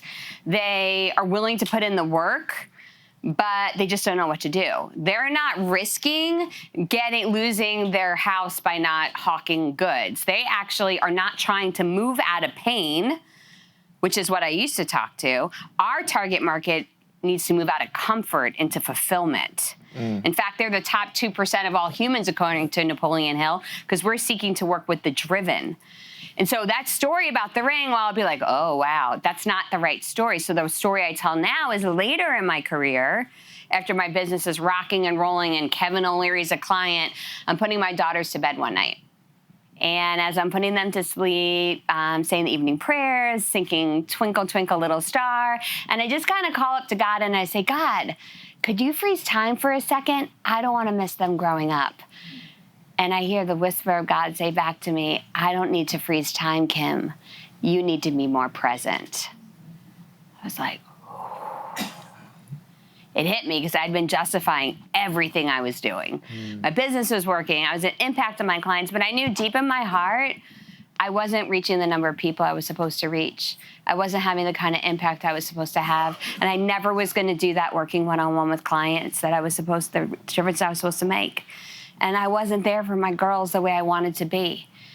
And so I reached out to a friend of mine and I asked him, how are you the soccer coach and still growing your business? And you seem to be very present. He said, Kim, I'm getting in front of other people's audiences. I'm getting on their stages and I'm speaking. So in an hour, I could do the work that used to take me months and months and months. And I said, okay, let me just try it. I don't know, can this work? And so I did. I spoke in front of my first group and I got 80% of the room to become a client that day. It was crazy. And then I kept doing it. No, thank you very much. I kept doing it. And then it grew to work so well that I started coaching others to do it too, and then you can do it too, and then I'll go on into the rest of the talk. So that's how my story shifted. Is your audience getting out of pain, or are they getting out of comfort? Make sure, even if you have a great, amazing, impactful, beautiful, funny, tearjerker story, does it match the market? Is it one that they will see themselves in the current state of the journey they are in? If it's not, then switch your story to be something that's more impactful to them right now. If any of you ever heard of Russell Brunson, he tells a potato gun story. That would be a similar example. Tony Robbins tells his snake phobia story. How many of you have heard that one? You know what I'm talking about? Like, these are the stories they tell for the market where they're at. So Russell doesn't always tell his starter potato gun story if he's in a group of experienced entrepreneurs. Those are the dreamers. Tony tells it to people as they're just starting to learn about personal development, because it's a beginner personal development story. They are intentional with the stories they tell for the moment that they're in. Yeah, and speaking of intentional, Scott Plaskett is the head of Iron Shield Financial Planning. And what he recognized was that no one woke up wanting to financially plan. Remember, like, oh, okay, I gotta have my coffee. No, nobody wants to think about financial planning. But his right fit client wanted to sell their business someday. So his story and his message became the Sell Now formula, how to determine how much you would need to sell your business right now in order to meet your lifestyle goals. And on that first talk, because he spoke with the right story about what his right fit client wanted, he closed 20% of the room. That's So a big good. deal. And that's worth $50,000 per client. So that was a big deal, $100K payday on his first talk. And then we have Brian Kay. He owns a wealthy contractor. His target market are home service businesses. And his right fit clients are already investing in marketing, and they want more leads and sales. That's what they want. Not what he does for them. That's what they want. You've got to focus on that. We're going to talk. We're going to workshop that out. Focus what they want. Then you can give them what they need. So what does his talk become? Zoning in on his right fit client, who is a home service contractor who's already investing in marketing. He has the Grow Your Sales Ad Formula Masterclass for home improvement contractors, an instant ad makeover to make every paid ad produce results. Are there other topics that Brian can talk about? Heck yeah. Why does he zone in on such a specific topic? Because that makes him the absolute expert to improve the advertising of his target market. He lands stages because his talk title is narrow, not wide. You actually land more stages with a smaller talk title, because now you stand out in a crowded marketplace with that unique topic, and you attract high-end clients. In 90 days, he produced over 50 people for his high-end $25,000 per person mastermind. So what's the next one? So the celebrity secret to doing this is the grand entrance. Let's try it again. I was a little late on that one. Ready? 3, 2, 1. The grand entrance. Feels so much better. Yes, thank you very much. Thank you. You told them we get fed this way, so it's very good. Yes. The grand entrance is when you start your story, not like, hello, it's great to talk to you today. You notice when we walked in, we allowed the applause to settle, but we didn't say thank you. We didn't start saying thank you, Jeannie, thank you, group, because that's what everybody does. So we start with the grand entrance, which is bringing them into an emotional story from the moment you begin to talk. You're engaging the audience in emotional connection to you, so they build trust with you right away, because when they're emotionally involved in your story, they want to know what happens. It's why sometimes we see somebody, did anyone ever watch a run or a race that wasn't your own and get teary-eyed when you see people cross the finish line? Everyone ever this experience? Yeah, you're emotionally invested in their story. You're doing that from the very, very beginning of your story as well. So we're going to give you a quick celebrity template that you can use to write your own quick celebrity story. And then we're going to workshop with some of you to do this very thing. So first, you're going to identify the problem your target market has that you can solve. Okay? Identify the problem your target market has that you can solve. Not what you do, the problem that they have. Now, what we want you to focus on, the problem needs to be outside of themselves. I know this is a hard one because y'all see what you got to fix inside these people. We can see they're all hot mess express. They don't see that, though. And so if you start with what's wrong with them, you're going to reach a very, very teeny tiny little audience. When you start with an external problem that is about something they want to solve that they don't see as themselves as the problem, okay? I have an anger issue. Like, let's say, I have an anger issue, which you guys have heard a lot about the Velvet Hammer situation. No, she doesn't. She definitely doesn't have an anger issue. I won't see that about myself. It would say how to tolerate your difficult mother. I would be more attracted to a message that's outside of me, right? Your message, a problem that you solve has to be an actual problem that they have and they don't see themselves as the problem.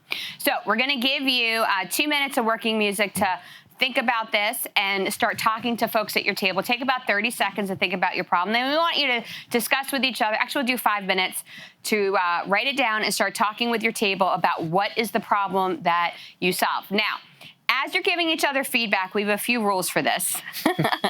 Nobody likes to be should on ever. So do not should on each other. Don't say you should do this, you should do that. That never feels good at all. Instead, what you're going to do is something we call Gestalt sharing. It's a methodology for peer sharing that is in my experience. So you can ask curious questions, or you can have a share that is from experience only with giving each other feedback. So have some fun coming up with what is the perfect problem that you solve of your target market.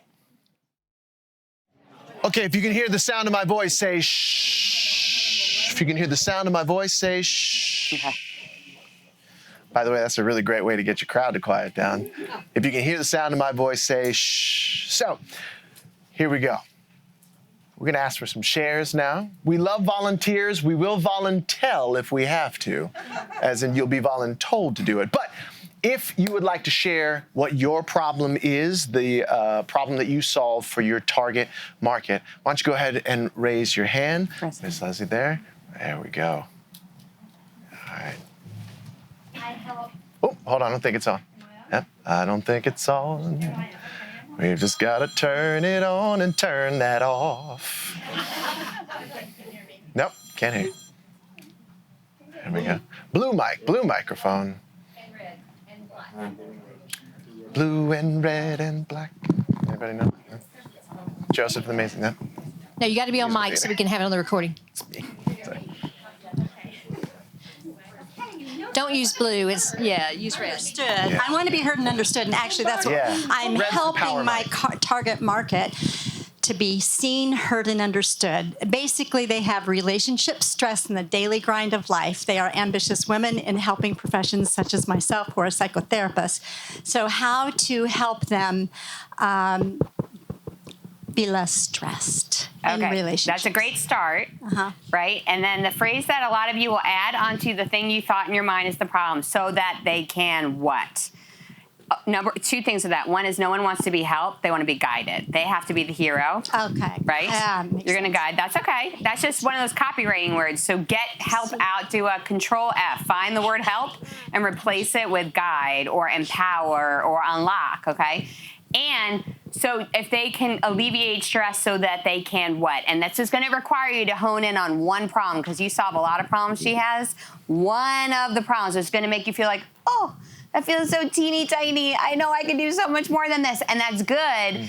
Once it gets really tiny, you're getting into that right fit message that's just going to be you. Okay, gotcha. Well, what is one? Okay, I would say confidence, to show up confidently. That's about her. What is the problem that would solve? If she showed up more confidently, what would change in her life? She would gain respect from her significant other. And what would that do? That would help her to have teamwork at home. And what would that do? Which would help her. What would that do to her marriage? Well, it would make a more partnered marriage, maybe. But at least she would have children that would be loyal and would respect her. And what if your talk became specifically how to turn your inequitable marriage into a partnership? I like that, but go for the but. But the but is there's so many that will not be equitable even if she does show up that way. Right, so I want but you're going to show her the how-to. Right. It doesn't mean that will work. When you go into the how-to, the person who's going to be drawn to that message, the events that will host you to speak, they are the women who want to hear that message have an inequitable marriage and they want to solve it. You're going to show her the way and the pathway. Whether or not she's able to utilize that in the marriage, you also can tell her what she can do when it doesn't work. You can also tell her why it's really all about her and not about him. Why she's got to change the way she thinks and feels and behaves. But she can't believe that she's the problem as the starting point of this conversation, because she sees him as the problem. She's the marriage as the problem. So when you focus the message on one little tiny thing, you can actually get her to hone in. Our talk is called the Celebrity Code. We don't say, and your new title, and your new message, and focusing on the problem. But I'm getting to work with you right now on all these things by having a narrow, focused message. Yeah. Does that make sense? Yeah, it makes perfect sense. All right, let's give her a big round of applause. You're welcome. Another way to help you start on the process of drilling down on what your ideal client wants is to just think of the exercise that we talked about before. It's like when they wake up in the morning and they think, oh, I'm going to brush my teeth and have my coffee, although that makes my coffee taste terrible, but you know what I'm saying? Like, what is that thing that they wake up thinking? They're not thinking, for example, oh, I just wish I could show up more confidently in my marriage.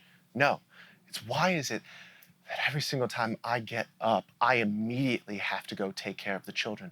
Why am I the go-to parent? Why doesn't he do this? Why doesn't that? Those are the problems. And when you begin to think from that place, then you see what it is that that's consuming their minds. And when you deliver that narrow focus message, how to go from inequitable. There you go. I think it's inequality. Inequitable marriage to a partnership, and they're scrolling and they see that, it will be like, fuck, this person gets me. It'll be like you're reading their minds. It'll be that serendipitous moment that may have gotten us here. And I'm going to change the copy because this is what I do. Not inequitable because she's not thinking that. How you could stop doing everything and have a marriage partnership.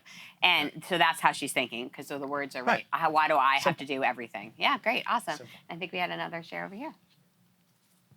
So, my statement is... I don't think that microphone's on there. Okay. There we go. Can you hear me?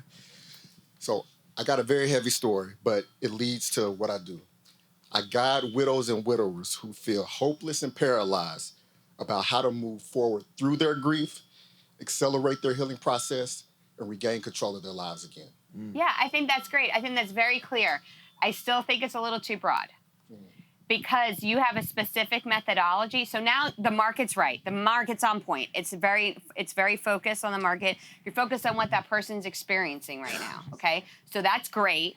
The problem is there's a lot of grief people. There's a lot of people who talk about grief and getting to the other side. So how do we make your message specific? Now you've got to hone in on a methodology as part of your languaging. Like one of our women that we coach, she works in the grief space and she focuses specifically on why you start writing that now. And she actually focuses on women who've always wanted to write, and now that their husband has passed, they use the writing to get through the grief and to finally do something they've always wanted to do but never felt like they had permission to do. They don't need that permission anymore. And she actually leverages that uncomfortable feeling. So what's one thing, if you were on a plane ride with somebody for an hour and you just found out they're in this grief spot, they're dealing with this problem right now, they're getting to the other side, what is one thing you would tell them that they could try right now that would really help? That's one of the things I say, the fact of journaling, getting your thoughts out of your head and on paper so it becomes real to yourself. That is a part of my program in which So what is that for the journaling? Is there a specific time amount we journal? Is there a specific practice we use with journaling? It becomes developing the habit and the consistency of doing it, because in doing it, they start to heal past some of the pain and move through those stages of grief and get to a place of acceptance. Because I tell people, most of the time they're in denial, and denial is the enemy of acceptance. And so that's preventing them from getting to a place where they can move forward in life. So. Okay, good. So you do something, would you tell them to start writing maybe a minute a day to begin? How long do you want them to start writing a day? 10 minutes. It takes a little time to get your thoughts out. 10 from 0 to 10. But it's worth it to at least give 10 minutes out of your day to start to heal. I agree. So. I would actually, okay. The quick thing on this. If we were talking about this at dinner last night, I'm going to go out. I'm going to be at a coffee shop several days in a row, and I see someone attractive in the coffee shop, right? And on day 4, he walks up to me on the line, and he says to me, hey, I've noticed you in here. Can I buy your coffee today?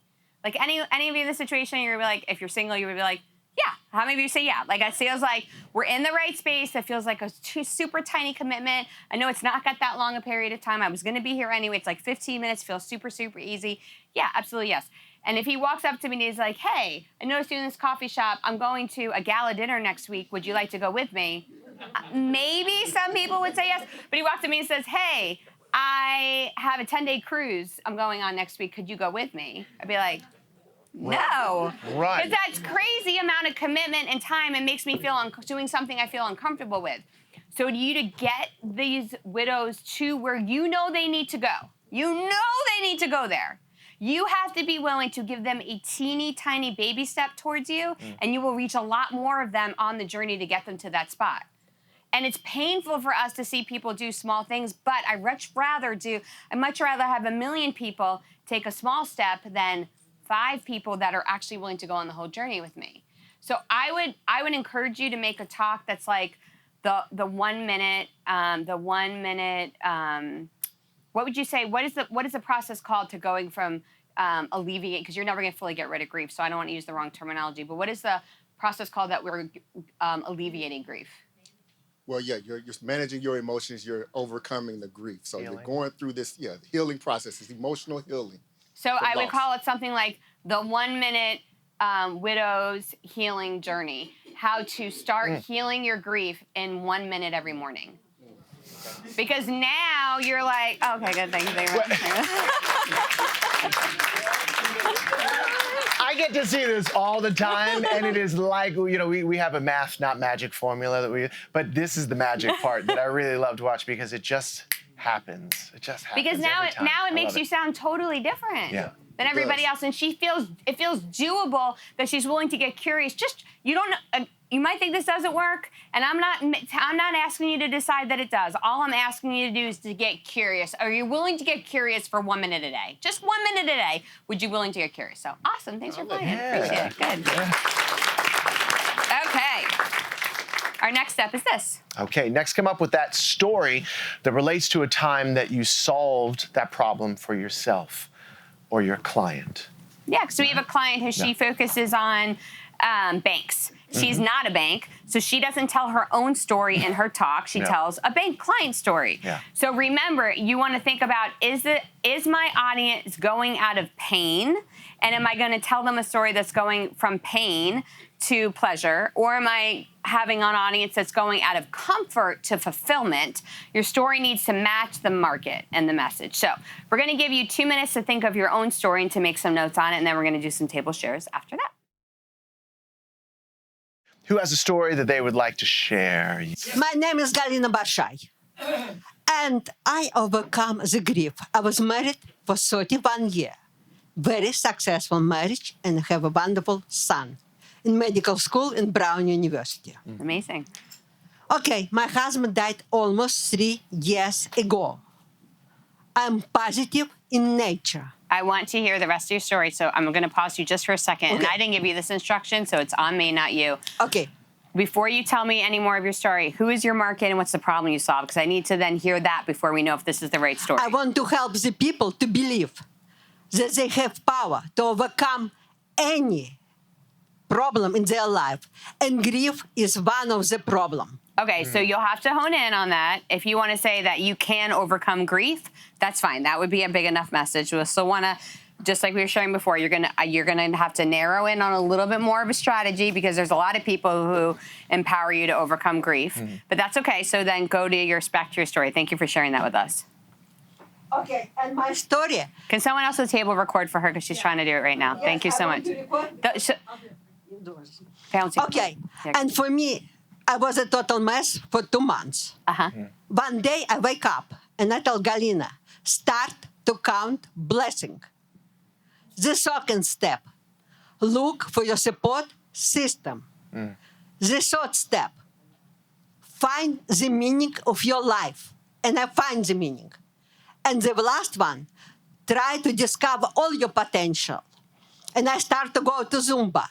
I start to go to Toastmaster. And this is only the beginning. And the last one, more important, take any limitation of your age. Your age is how much you feel inside yourself. Yeah, it's great. Okay, awesome. I love it. Let's give her a big round of applause. This is why they call me the Velvet Hammer, because most of us would be like, oh, that's really nice. And then I'm like, yep, it is, but it could be better. So I'm going to share you how and why. You are one of the top 2% of humans who's driven, who's doing all the things. Most people aren't. That was a lot of things she has to do in her start for grief. It's too much. If you make that your story, she's going to feel like, I need to figure out my purpose. I'd figure out the meaning of life. Until I figure out the meaning of life, I can't get out of grief. That feels like way too much. But if we made it a little bit different, so there's 3 daily activities you have to do. Number 1, you count your things you're grateful for. Number 2, you reach out to someone you love who is part of your support network. Number 3, you do something that you find fun that you never tried before. That would be a way to make it feel like a little more easier to get it to the finish line for her. And it could be something like it's the 3 3. You do Zumba a lot? Is this one of your 3 times a week? 3 times a week. That's what I feeling was going to be 3s. I knew this was getting there with the 3s. That's why I was feeling it. Okay, so it would be like 3 beats, 3 moves.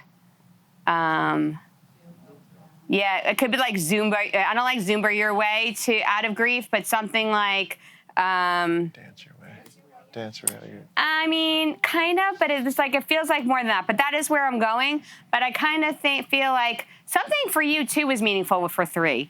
What else was connected to you for 3? Because you're 3 times a week. There's this just keeps coming up. Is there something else with 3 for you? 3 years. Oh yeah, 30. Yes. Almost 3 years at Manhattan. 3 years for and you were married for 30-something years. 31 years. 31.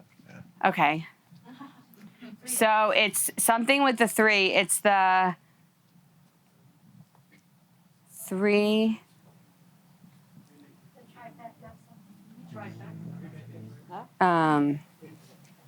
Y'all are trying to save me. I appreciate that. Velvet Hammer. But it's right there. It's right there. It's like the 3 joys formula. Because, yeah, that's it. That's what the word was supposed to be, right? I can feel it with you right now. That's what it was supposed to be. And joy is a 3-letter word. And you can actually do, this is so good. And you can actually do, J would be just start with thanks. O could be outreach to those you love. And Y could be your next fun thing. And that becomes your formula that you go to. Amazing. I'm so excited. That'd be so good. Yes, but on the top, I need to work on my pronunciation. Not need to, get to. Change that languaging. You don't need to, you get to, and you're already amazing and dynamic, inspiring, and I can feel your heart and energy. This is exactly what you're supposed to talk about. You're just going to narrow it in to joy. So it was so God good. bless you. Thank you so much. I love it. So good. I know we have somebody, I think we have somebody on Zoom who wanted to share, right? Yes, thank you, Rob. Thank you all. And tell us who your target market is, the problem you solve, and your 2 minutes or less story. Yes, I am a registered nurse, and so I help nurses. I guide nurses to recover or to prevent burnout so that they can enjoy their nursing career and they can be sustainable as a nurse. Okay. And I do that because I went through burnout. And I recovered after recognizing the symptoms, which was fatigue, tiredness, overwhelm, losing my joy for nursing and just going through the motion of going to work, going back home, taking care of the kids. And so it was not a happy journey, though I still was working as a nurse. Once I rediscovered my joy, which was through working with a coach, I got the clarity that I love nursing, but what I had failed to do was to care for myself. I cared for everyone else and neglected myself. So and then what happened on the other side of that? Because sometimes we stay in the pain part, but we're not showing them. And then so self-care, what specific you did for self-care? I started this was several years ago, I started the first thing by joining the gym and actually going. And I did that. And the next thing I did, I joined a book club with some other nurses, and we read some exciting books. And I was really, taking time for me. Okay, so I love that. And when you did all of that, what did that do for you? Gosh, I'd actually taken a pause. I actually had to stop a few months from actually going to work. So I tried to prevent that by telling the nurses to recognize it earlier. So after I returned back to nursing, it was like, wow, like the very first day of my nursing journey, that was 15 years before. Walking into my patient's room, feeling the joy of serving, feeling the joy of making a difference, feeling the joy that this is what I always wanted to do since from 8 years old and getting to live my dream. So I really rekindled my joy for nursing. Yeah. Okay. That's awesome. And I mean, we just used the word joy. So I don't want to I don't want to duplicate it, except that makes sense. And you're using that word.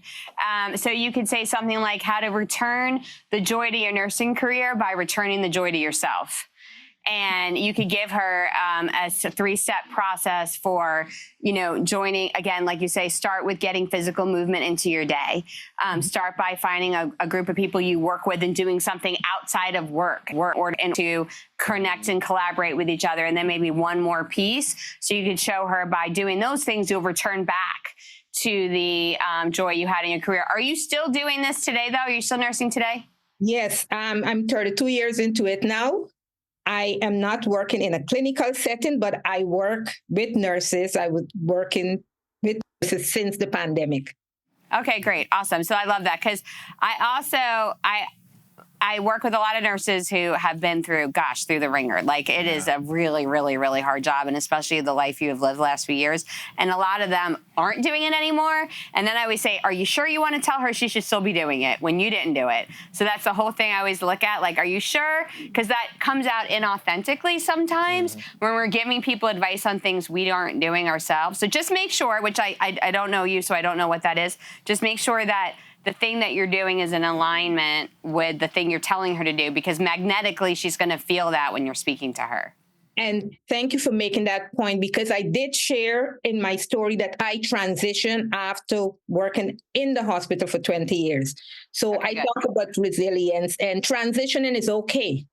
Yeah. Okay. But the whole fact is to care for yourself if you want to sustain your career, whether it be in the hospital or wherever you may be. Yeah, and I mean, I like this topic because if you tell her how to find joy again and not leave her job, you're going to be much more likely to be hired by healthcare systems to have you speak, which is good.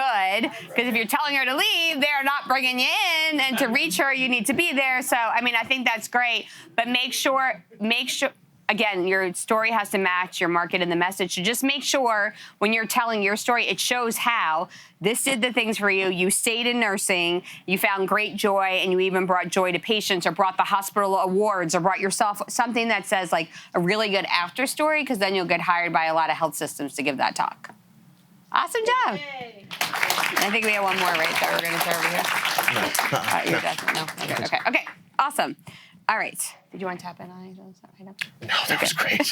Okay, good. I'll have my turn. Okay, right. You will. It's coming. Yeah. All right. So then we're back to slides, please. Thank you. Then you put it all together. Okay. So this is the quick celebrity script template. You do your grand entrance. So you're going to start your talk with your story. Okay, in the emotional parts of your story. So from the nursing one, it could have been something like, but this wasn't her. I don't know how her story actually starts, but like, I looked up from the dash and I didn't even know how I'd gotten home. It had been 3 weeks in a row of driving home from my nursing job, exhausted, desperate. And some of the days I felt like, am I gonna pull in my driveway or am I gonna just pull away? I knew I needed to, like, that could be how you would start your quick talk. Okay, so you do the grand entrance, then you give your big idea of the thing that you came to. This is the realization. This is in your quick story, and this is a 2-minute talk template. So your epiphany story has to be like 45 seconds, if not shorter. But you also have to say, don't just stay in the pain. We as speakers, we come, I'd like to stay in the pain more.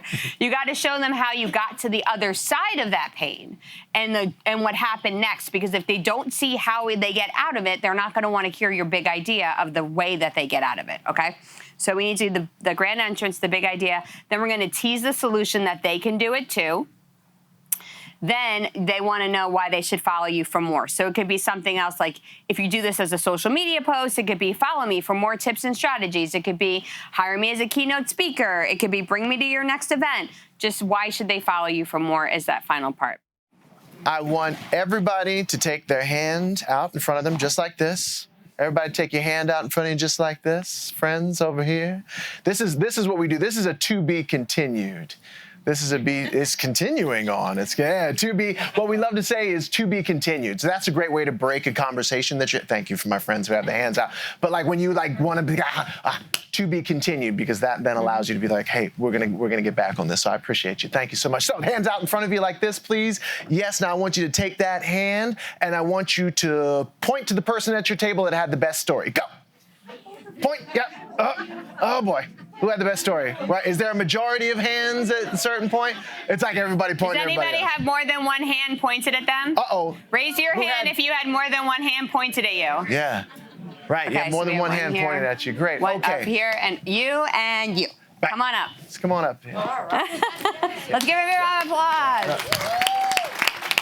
The HR director sat down with me and said, this line is not remotely performing the way we need them to perform.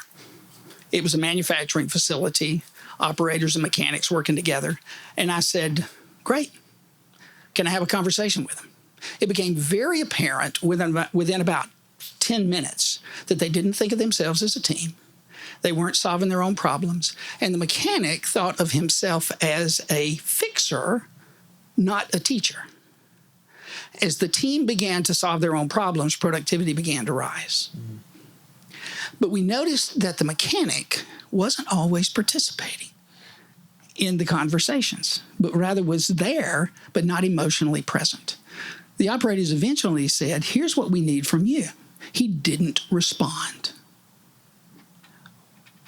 When HR sat down with him and said, Benny, I get the sense that you think your job is to fix the machines and that's all. Is that right? Yes. Benny jumped. What do your operators think your job is? Benny could not answer that question.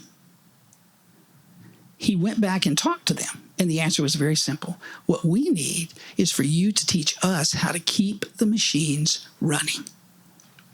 Within 3 months, they had been averaging 2% improvement in performance. They went to 6%, maintained that over 2 or 3 years we worked with them, and that propelled actually the entire process, moving not just through that factory, but through the entire organization. Now, here's the point. Your people know what needs to be done. We have 2 minutes. But we're not asking them. Invest the time, and they will perform. Hey, give him a round of applause. You can keep that. That was on the money. It was really awesome. You did a great job. I'm going to do quick coaching on scripting, and then Justin will do performance. Great. So for scripting, I love it. You were very intentional with the story and that you started us in an emotional space about the HR person reaching out.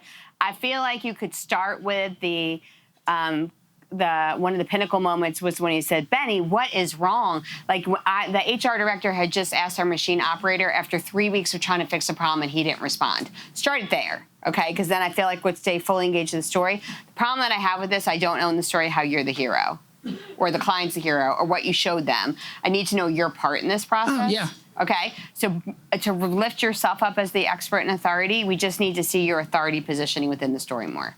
Oh, got it. Okay. Perfect. Yeah. That's awesome. Yeah. Okay. Absolutely. Yeah, you got that. Really nice. Great performance, obviously. Are you a speaker? Do you have No, but I was standing. I wasn't moving. Exactly. Yeah. Oh, is that what? Oh, good. Yeah, Good no, self-diagnosis. Yeah, great. Okay. So before we get to that, something, I mean, you have a very unique voice, and it's something that I saw you correct midstream, which was really awesome. Sometimes we'll take the microphone, and if we speak a little bit more softly, or if we have a voice that's a bit more airy like his, then we'll kind of, the microphone will be a little bit too far away, and you'll hear that feedback, that happens. And as you were, and maybe you just did it subconsciously, the microphone came a little bit closer to your face. So may I borrow that from you for a Absolutely. second? So the rule of thumb when it comes to a microphone is usually about a fist, right?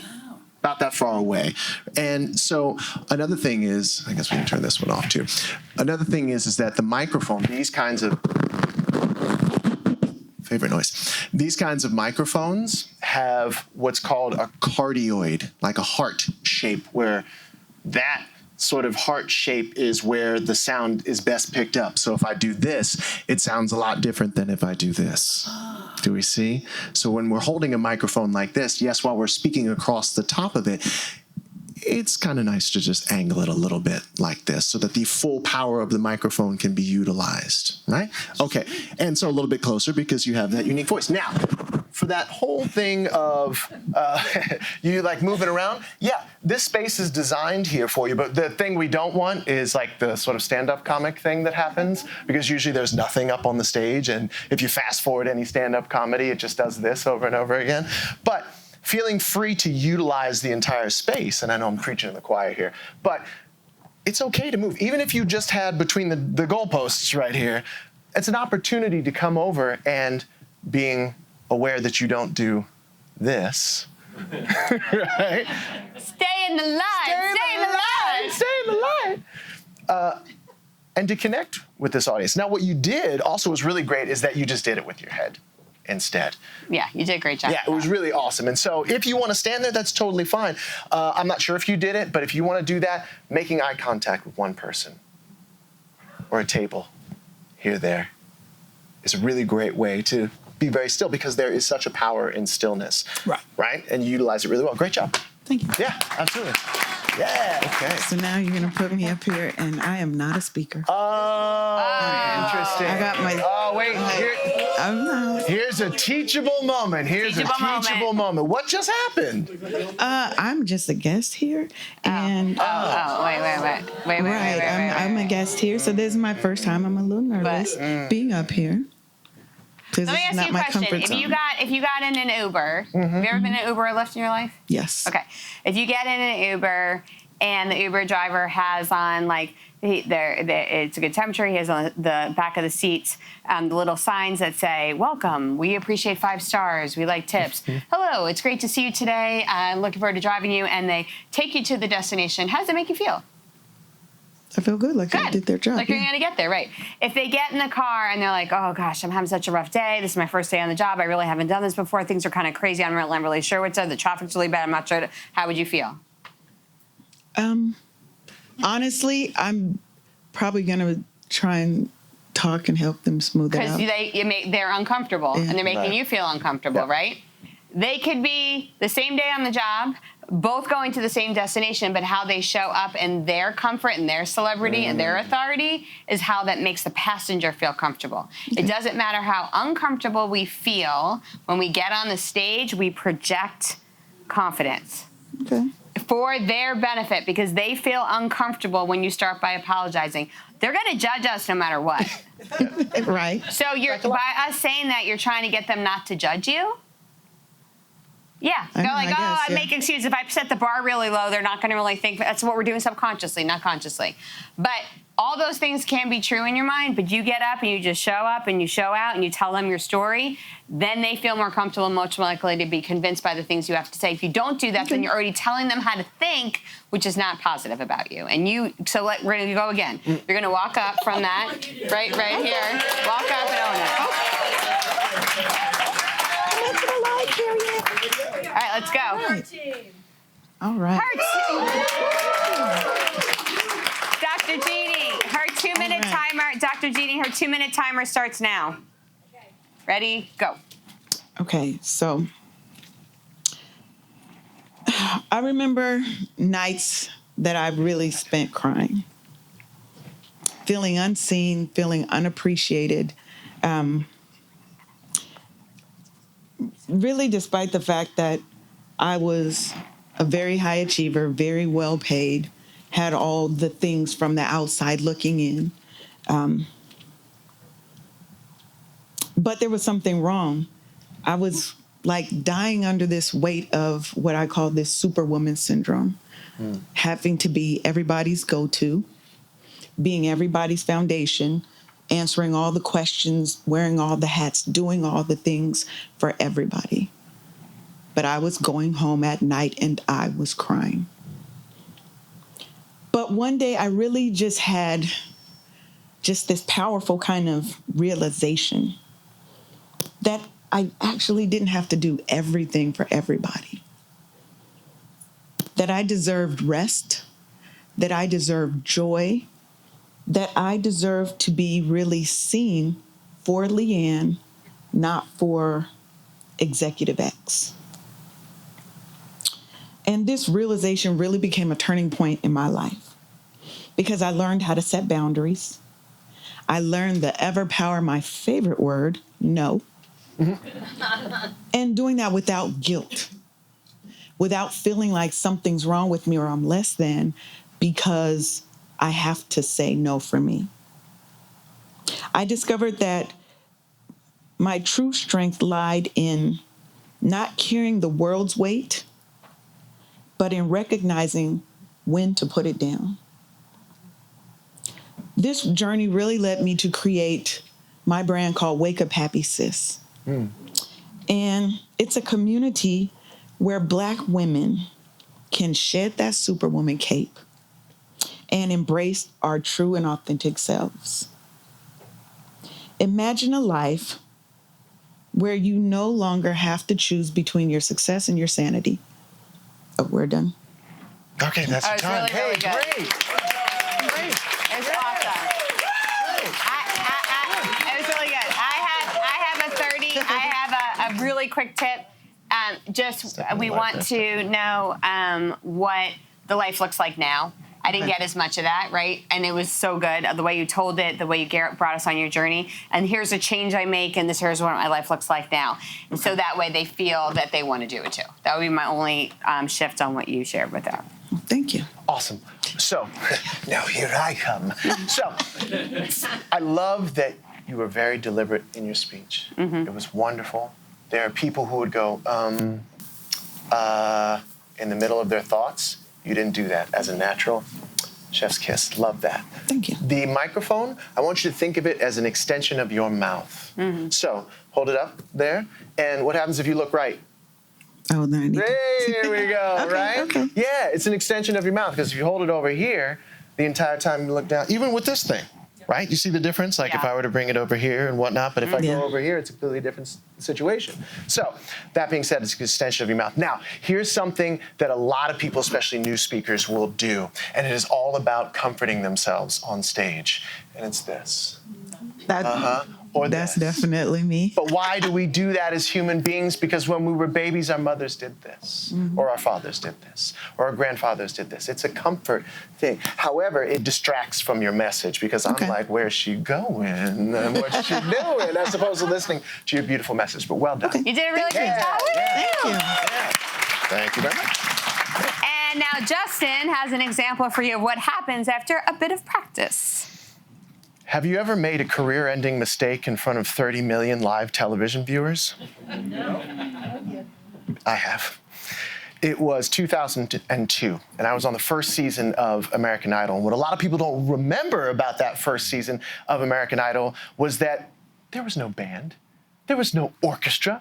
There was no big, all the money and stuff. No, it was the first season. They went, bing, don't spend it all in one place, and it was the world's biggest karaoke show. That's right. Wonderful AV person that's like sitting back there, just hit a button and we walked out live on national television in front of 30 million people each week, and we sang karaoke. I mean, it was high-end karaoke, but it was karaoke. And so one week the producers came to us and said, we're gonna do something that we've never done before on American Idol. We're gonna have a live band, and not just any live band, but a jazz band. And not just any jazz band, but a big band jazz band, and I was pumped because I love jazz music. Not just to sing it and not just for the greats that have sang it, but for the memories that it has of me decorating the mantle at the holidays, listening to those Nat King Cole records around Christmas, and Ella Fitzgerald and Louis and Frank, all of it. I was so excited. So the night came. Put on my tuxedo, 30 million people watching live, about 100 people in the studio audience, one of them being my dad. And I went out, and man, it was cooking. There's something about live music, right? We can hear it on the radio, but when you go live, there's something about the air that sizzles and the people together, and it's awesome. And I walked out to the middle of that stage, and I started singing, if you ever plan to motor west, travel my way, take the highway, that's the best buzz, don't get your kicks on Route 66. Of course, my drummer's gonna keep tying back there, Rich. Thank you, I appreciate you. Route 66. Now, if you've never heard that song, you probably heard of it because it's a jazz standard. So, got through that first verse, got through that second verse live in front of 30 million people. We are cooking. The band sounds absolutely amazing. I have never experienced this feeling before. And I go into, it goes to St. Louis, Joplin, Missouri, and Oklahoma City's looking mighty pretty. You'll see Amarillo, Gallup, New Mexico. Now, the original lyrics are Flagstaff, Arizona, Don't forget Winona, Kingman, Barstow. We go motoring down Route 66 through California, but I didn't sing that. No, here I was, live in front of 30 million people, and we are cooking, it is going, and instead of singing Flagstaff, Arizona, Don't Forget Winona, I sang Barstow, Alabama. Now, there are a couple things wrong with this. Much like clean public restrooms or fat-free ice cream that tastes really good, Barstow, Alabama doesn't exist. Also, it doesn't come within 300 nautical miles of Route 66. But, you defend a few people, right? Some geography buffs might have been like, oh. But the real problem was the rhyme scheme. Yeah, some of y'all saw that, right? Flagstaff, Arizona, don't forget Winona. Barstow, Alabama, don't forget Winana? No. I would have given the game away right there live in front of 30 million people. And so what did I do? What anybody else would have done? I jumped back from the microphone like it was electrocuted. And yet, remember, this is season 1. The stage was very small and everything was packed in there. So I ended up hitting the bandstand and this turned into sound like a herd of elephants. I fell into the musicians. They didn't know what to do. I didn't know what to do. The director didn't know what to do. The audience didn't know what to do. And then the director just cut to commercial. And there I sat, having made the biggest mistake of my life, as well as career, live in front of 30 million people. Now, that's what was happening in my head. I didn't actually fall back at anything. I realized in the moment, with that much time to spare, that I had to come up with a rhyme for Barstow, Alabama. You'll have to hear the rest of his story at another time. Let's give a big round of applause. That's Guarini. So that's his grand entrance. His talk is called The Confidence to Fail, and he gets booked as a keynote speaker to events, and he begins it with a story that gets you engaged. Because how many of you want to hear the rest of the story now, right? So does his audience, and that's how he keeps on the edge of his seats. And he includes singing as part of his talk because it's a unique gift that he has that makes him very different than other speakers. You too have that same gift that you could share with your market that will make you different right away. So ABC, A, authority building, B, book stages, C, client conversion. Before we close, though, we want you to imagine this. Close your eyes. And imagine your audience being filled with your right fit people. They are waiting to hear from you, every word you have to say. As you finish your talk, you've seen them laugh, cry, and gasp at the moments you needed them to. You're finishing your talk, and as you do, they rise up out of their seats with applause. And better than that, they leave their seats to head to the back of the room, asking you how they can work with you themselves. That audience is waiting for you right now. And so we want to know, you can open your eyes, we want to know if you'd like a free gift to make all of this possible. Yes. Can we get a better one? Would you like a free gift to make all this? Okay, you're invited to a special workshop we're putting on just for this group. We're doing it for you guys on Tuesday. It is virtual. It's called the Speak and Grow Rich Formula. We're going to break down for you step by step how many stage outreach you need to do to get in front of how many people, how you make an introductory easy yes offer, how you produce that offer into a high-end offer. We go from easy yes, quick date, easy coffee to a premium value offer. We take people from $197 ticket that we sell from stage to a $25,000 offer at the next event. We're going to show you how we do that and how you can do that too. This is the QR code, and you can just scan it, click it. You can go to sevenfigurespeaker.com/NSA, sevenfigurespeaker.com/NSA, or just snap that QR code right now. Your audience is waiting. Now it's your turn to take the stage. Thank you.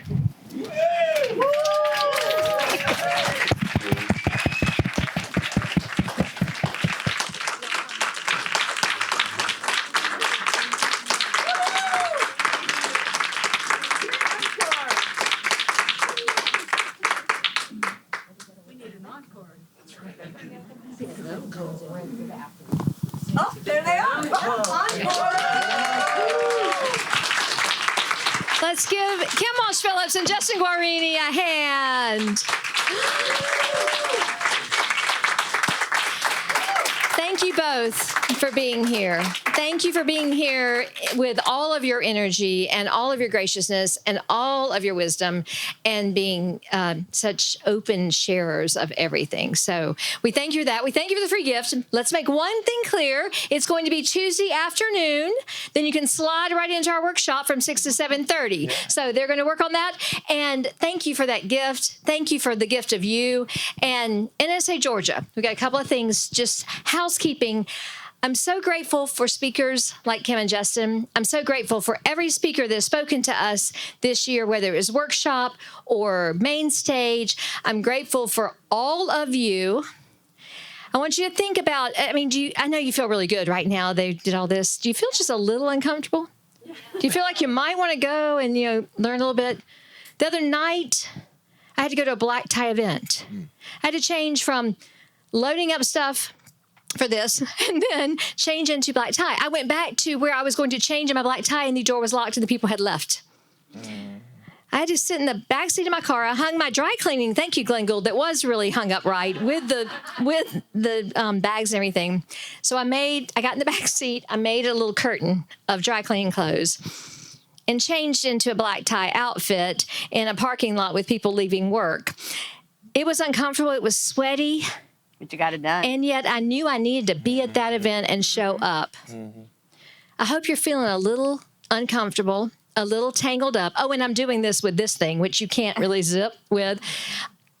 I hope you're feeling like you're going to show up at that black tie event and you're going to be the celebrity on that stage. August 17th is when we will see you on this stage again. Thank you very much. Again, please give them a hand. They make us look so good. August 17th, Tuesday, workshop with Kim and Justin, and then workshop with Robert Kennedy, 6 to 7:30 on Zoom. You're going to learn more about how to make yourself look good. And then we're going to be watching your emails. We're going to have information about next year's leadership. We're going to have information about next month's happy hour, next month's mastermind. Cricket, we normally don't have a mastermind in July, but Cricket Harrison, who facilitates most of our mastermind groups, is going to also lead one in July. Be watching for a special date. And also, I want to say one thing about mastermind. We leave these main stages and we think about, there's so much. Remember that mastermind has had a lot to do with how we have grown this chapter this year. When you come, it's for members only. So if you are not a member with us, please join before we set you the date and then you can come. So it's part of that because we want that conversation to continue. And Cricket, thank you. It has been a major part of what we've done this year. And several others of you, Pam and others, have helped to get that going. And I think it's been powerful. I'll watch your faces in there. Thank you for Speaker Academy. Thank you for every committee that has worked to do so many things. You're going to be hearing from us a lot in July. We're going to see you August 17th. And our speaker will be our national chairperson, Meredith Elliott Powell. She is a sales guru, and she's also going to be there to help us kick off our new year. So be watching for all kinds of fun things. Anything for the good of the order? A couple of housekeeping on lunch. You have lunch. Everyone is welcome to stay as our guest, please. And Abigail, I think we've got 2 sides of the table. Is that right? So you're not going down the whole shark tooth table? Shark take. But anyway, you're going down one side or the other. It's a mirrored lunch, so we can get people served quickly. You can hang around till 1:30. Please enjoy your friends. And thank you for all of the conversations at the tables. I was walking around looking, and it was just really powerful. NSA Georgia, I'm proud to be your president. I'm Jeannie Snyder. I can't wait to see you in August with Candace's leadership and all of yours. Thank you, NSA Georgia.